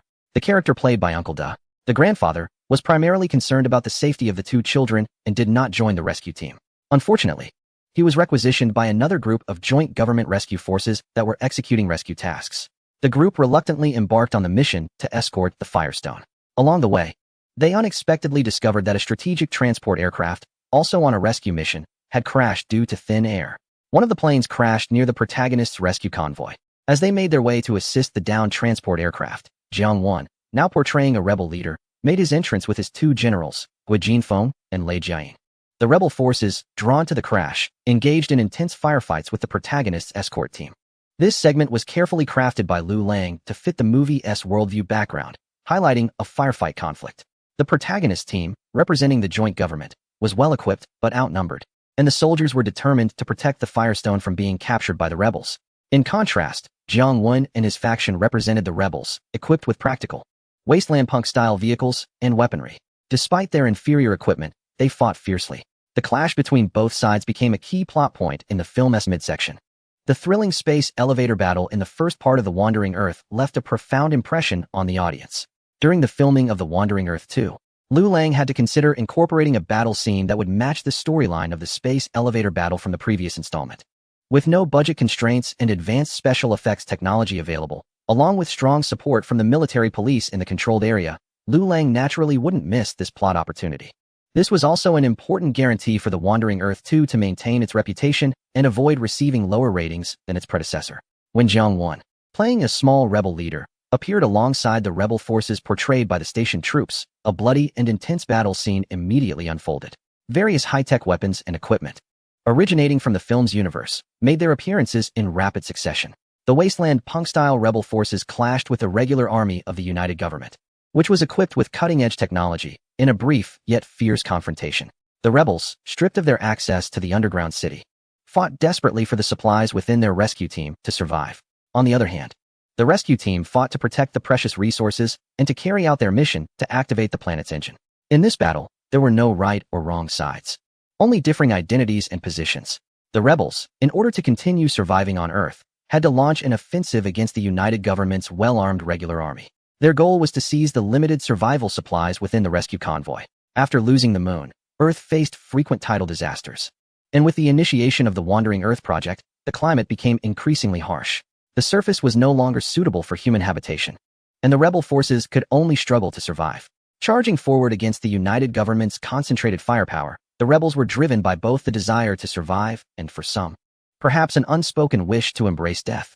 Struggling in a post-apocalyptic world, abandoned by mainstream society, many found that death might be an easier choice than mere survival. Almost all of them had no rights to choose. They could either resign themselves to waiting for death after being cast aside or fight on, dying in a blaze of glory. In the Wandering Earth 2, the rebel forces led by Jiang Wen were starkly different from the digital faction rebels in the first film. What they pursued was no longer a direction for the future of human civilization, whether it be digital or escape factions. They simply wanted to survive. We just want to live. Is that wrong? When the rebel forces, leveraging their numerical advantage, defeated the rescue convoy's resistance and surrounded the main characters at a heavy cost, Jiang Wen's character approached the fallen comrades and slowly addressed them. If the United Government won't give it to us, then we will take it ourselves. After the battle, the military squad responsible for guarding the precious resource suffered heavy casualties. Only their captain, Wang Lei, remained, barely clinging to life. You won't survive. This amount of supplies won't last long. Earth is currently facing a gravitational crisis from Jupiter. Over half of the planetary engines are malfunctioning, and if they aren't repaired in time, everyone on Earth is doomed. The rebel leader, portrayed by Jiang Wen, looked around and saw his subordinates suffering from hunger, cold, and injuries. After a fierce battle, the number of wounded had significantly increased. He knew that if things continued like this, the demise of his team was just a matter of time. Give my people a chance to survive, and I will deliver the Firestone to its destination, he said slowly, glancing at the Firestone being protected by the rescue team members. He had no complex thoughts. He just wanted to help those refugees who trusted him and had been abandoned by the coalition government survive. On the other side, the rescue team leader and the entire rescue team were tasked with delivering the Firestone to the malfunctioning planetary engine awaiting repair. There was no conflict between the two sides. They were both fighting for survival. After the Earth's disaster, survival became the main theme of human civilization. Therefore, in the final moments of his life, the rescue team leader contacted the nearest underground city to coordinate the rescue of the elderly, women, and children among the rebel forces, as well as some injured individuals. Upon hearing that the underground city was willing to shelter the refugees following him, the rebel leader, portrayed by Jiang Wen, gently closed the eyes of the rescue team leader, who had already passed away. With his unwilling subordinates, he loaded the Firestone onto the vehicle, preparing to fulfill his promise and deliver the Firestone in place of the rescue team. In fact, the rebel leader was uncertain whether the coalition government would keep their promise, treating the rebels' refugees as they would the ordinary residents of the underground city. Similarly, the rescue team leader in his final moments did not know if Jiang Wen's character would truly take on the mission of the rescue team, as he claimed. But they had no choice but to trust each other. In the face of danger, there was only responsibility. The rebel leader's responsibility was to lead his followers to survive and find a way out amid this global disaster. The rescue team leader's responsibility was to deliver the Firestone they were in charge of to the planetary engine as quickly as possible. The rebel forces aimed to survive, while the coalition government sought to ensure the continuation of human civilization. There was no right or wrong between them, only differing positions. Han Xiang, played by Shu, was forcibly conscripted by the rebel leader due to his identity as a skilled driver to participate in this Firestone delivery mission. The protagonists, Lu Qi, his sister Han Duo, and others joined this rescue journey for various reasons, whether voluntarily or involuntarily. Following this, due to the worsening gravitational crisis of Jupiter, geological disasters such as tectonic shifts, earthquakes, and ice layer collapses began to occur frequently on Earth. During this process, the rescue team started to suffer losses. Han Xiang, portrayed by Shu, also sacrificed himself here. To honor his grandfather's sacrifice, Lu Qi took the car keys from his grandfather and continued driving the vehicle, leading the rescue team towards the planetary engine. When they finally arrived at their destination, they were filled with disappointment upon realizing that other rescue teams had already arrived before them. Under the saturated rescue efforts, the determination of the former rescue team leader and team members to complete their mission, along with the death of the grandfather, seemed to lose all meaning in an instant. In this global saturated rescue operation, there were no protagonists, nor were there any saviors. It was only through the hard work of rescue teams around the world that the malfunctioning planetary engines were repaired. However, just when the main character Lu Qi felt lost, the gravitational crisis of Jupiter remained unresolved. According to calculations by an intelligent AI, Earth would be unable to avoid being captured by Jupiter's gravity, making the rescue an exercise in futility. After the global announcement was made, countless people fell into despair. Yet Lu Qi suddenly recalled a stunning idea. to ignite Jupiter and use the shockwave to push Earth to a safe distance. Unfortunately, this method had already been proposed by scientists from other countries at the beginning of the Jupiter gravitational crisis. The intelligent AI calculated that the success rate was still approaching zero. But at that moment, Lu Qi, the rebel leader Jiang Wan, and Wu Jin, who was at the Navigator space station, were unwilling to accept their fate. They decided to try. Even if the outcome was poor, at least they would have made an effort. After a series of thrilling actions, the plasma flames from the planetary engine were still quite far from igniting Jupiter. At a critical moment, Wu Jin, controlling the space station loaded with 300,000 tons of aviation fuel, successfully ignited Jupiter at the cost of a self-detonation. In the end, under the impact of Jupiter's shockwave, the rebel leader and his subordinate heroically sacrificed themselves. Meanwhile, the main character Lu Qi, equipped with advanced protective gear, and his sister Han Duo survived. Happy ending. This is the main storyline of the entire movie. Lu Lang spread his hands towards Jiang Wan. He was quite satisfied with the fleshed-out character of the rebel leader. However, he did not expect that the rebel leader would have such a significant role in the main plot. Director Lu, wasn't it agreed that it would just be a cameo? Chapter 148. Release date scheduled in the story. A character like the rebel leader needed to be played by an actor with screen presence. Screen presence means that as long as the actor stands there, appearing in the film, even if they don't say a word, the audience will naturally associate that actor with the character and believe they are a true rebel leader. Jiang Wan, as an experienced and well-known actor, undoubtedly possessed this screen presence. Just by standing there, the audience could feel his rebellious aura. Even if he wore a military or police uniform, people would instinctively think that Jiang Wan was an undercover agent. His temperament and past experience in the film and television industry almost make him the most suitable actor in the domestic film circle to play this rebel leader. Lu Lang naturally wouldn't let this opportunity slip away. As for a cameo role having nearly as much screen time as an important supporting character, he didn't think it was a big deal at all. In the first film of The Wandering Earth, Wu Jin was also lured in this way. This time in The Wandering Earth 2, Jiang Wan essentially walked into the trap himself. The filming progress of The Wandering Earth 2 is not particularly fast, which is largely due to the crew's pursuit of perfection. Just to wait for the right climatic conditions for filming, the crew spent 1 to 2 months. Therefore, Lu Lang discussed with Dong Yanling, who is responsible for the film's distribution, and they decided not to choose the upcoming Spring Festival slot for release. Instead, they decided to delay it for a few months to give the crew ample time to prepare. Dong Yanling had no objections to this.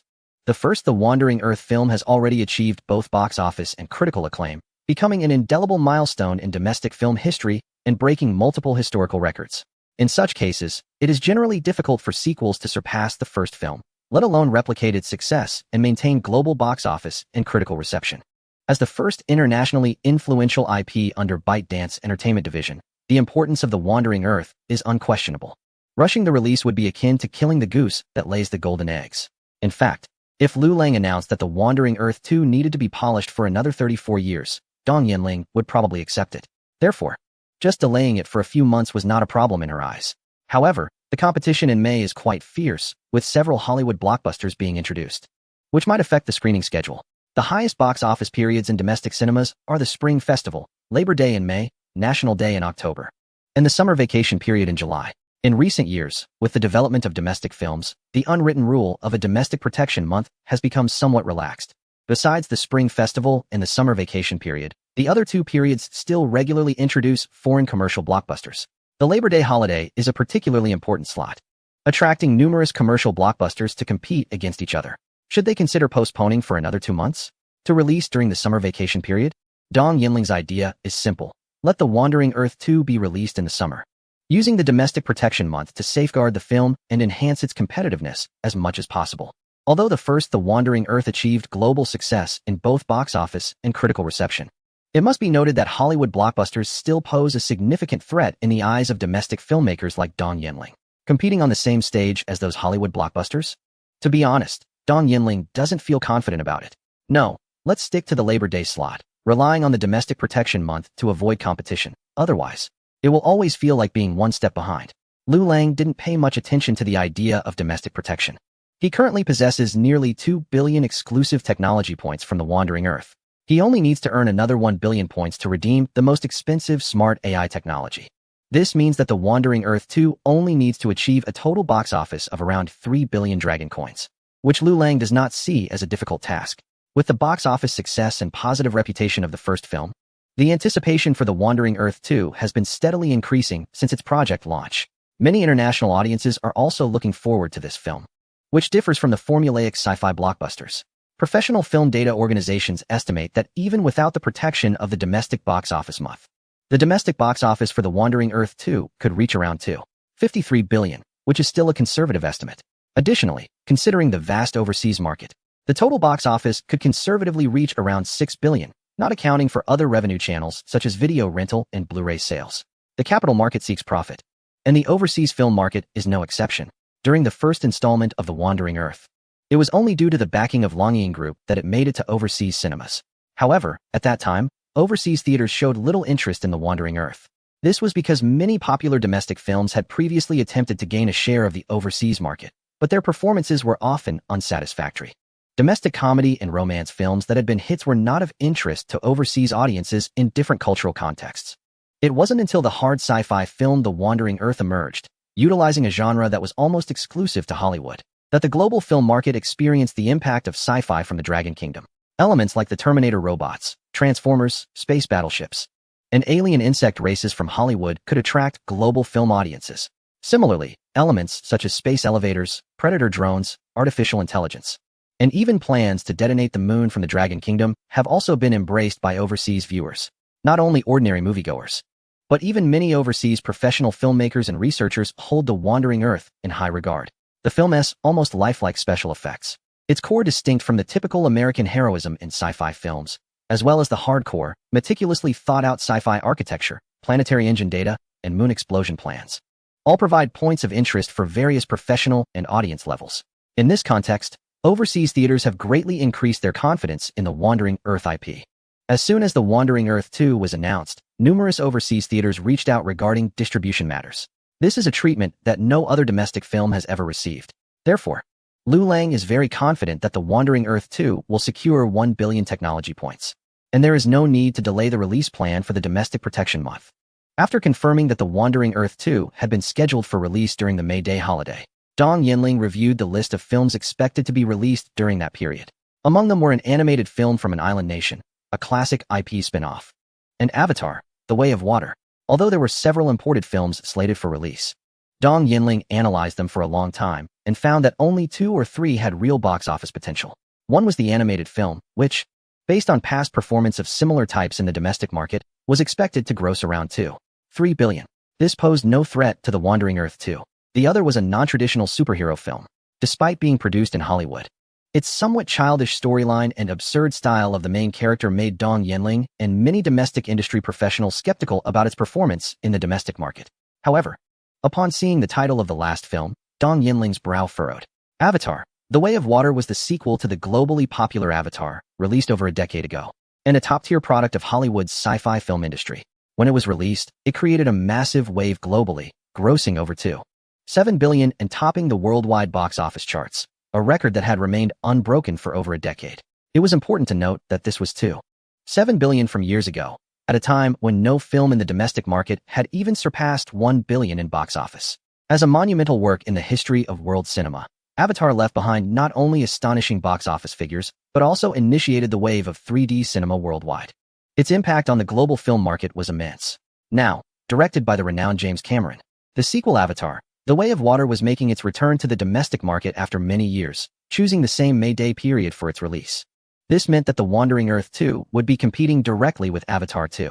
Both films were industrial sci-fi productions and represented the pinnacle of their respective countries' film industry. Dong Yinling felt a growing headache, realizing that this time the opponent was no longer a weak contender like Battle of the Magic City. The director of Battle of the Magic City was incomparable to Cameron, whose works like Terminator, True Lies, Titanic, and Avatar were all renowned masterpieces. Cameron was one of Hollywood's most famous directors and a globally recognized name in the sci-fi genre. With such a remarkable director backed by the powerful Hollywood film industry, and producing a sequel to the acclaimed Avatar, this combination far surpassed Battle of the Magic City, which had previously been a rival to The Wandering Earth. Even though Dong Yinling believed in Liu Lang and the capabilities of The Wandering Earth 2, she still felt uncertain upon hearing about Avatar, The Way of Water. Currently, the release date for The Wandering Earth 2 had already been set. If they were to change the date now, it would certainly be perceived as a sign of fear towards Avatar 2, a move that would invite ridicule from peers in the industry. However, when Dong Yinling asked Liu Lang whether he needed to delay the release of the film, Liu Lang did not pay much attention to the competition from another film. On one hand, he had relatively low expectations for the box office of his own film, as long as it could reach the level to exchange for 1 billion high-tech points. On the other hand, Liu Lang also wanted to see how his own meticulously produced industrial sci-fi film, representing the highest level of the country, would fare in competition with commercial blockbusters from renowned directors. After confirming the release schedule, Liu Lang continued to immerse himself in the shooting of his film. Due to the addition of a substantial amount of original content, the requirements for props, personnel, and various aspects of production for this film were higher than those of the previous iteration. However, Liu Lang was not in a hurry about this. Generally speaking, the most time-consuming aspect of filmmaking is the production of special effects. But this was not a problem for Liu Lang.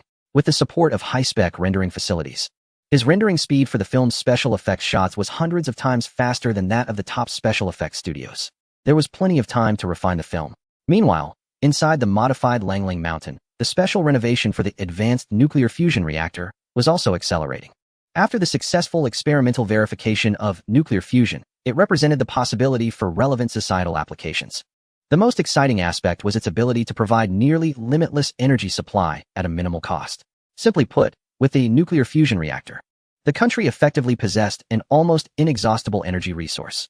This was the ultimate purpose of the nuclear fusion reactor. As for the raw materials driving the operation of the nuclear fusion reactor, they were no longer traditional fossil fuels like coal, oil, and natural gas, but rather common materials like rocks and sand found everywhere on Earth. Compared to traditional thermal power, hydropower, solar power, and even nuclear power plants, the power generation method of the nuclear fusion reactor was not only cheaper, but also produced far more output than ordinary civilian power stations. Calculations showed that even at the lowest power standards, the Starfire nuclear power station's output was 3 times higher than that of the largest nuclear power station in the world. Located in an island nation, reaching 25,000 megawatts, surpassing the world's largest hydropower project, the Three Gorges Dam, which had an output of 22,500 megawatts. The nuclear fusion reactor, renamed Starfire, saw academician Zhang Bingquan, who was responsible for the main project planning, introducing it to Liu Lang with a beaming face. The key point was that the operational conditions of Starfire were not as restricted as those of hydropower stations and did not have the high operational costs associated with thermal power and ordinary nuclear power stations. After debugging, it is now running normally and can almost be described as an inexhaustible energy mine. Beside him, Shirley witnessed the entire process of the establishment of this advanced nuclear power station and is quite familiar with some basic information about it. The name Xingho has a nice connotation. Liu Lang looked up at the interior of the nuclear fusion reactor, which had already undergone energy storage and generation transformation. Xingho, a spark that can ignite a prairie fire, is the first advanced nuclear power station within the region, and it will provide a continuous supply of energy. Once the energy crisis is resolved, many scientific and technological challenges that have troubled human civilization will be easily addressed. The emergence of the advanced nuclear power station represents not just an increase in energy supply. The nearly limitless energy supply will bring about tremendous changes to society.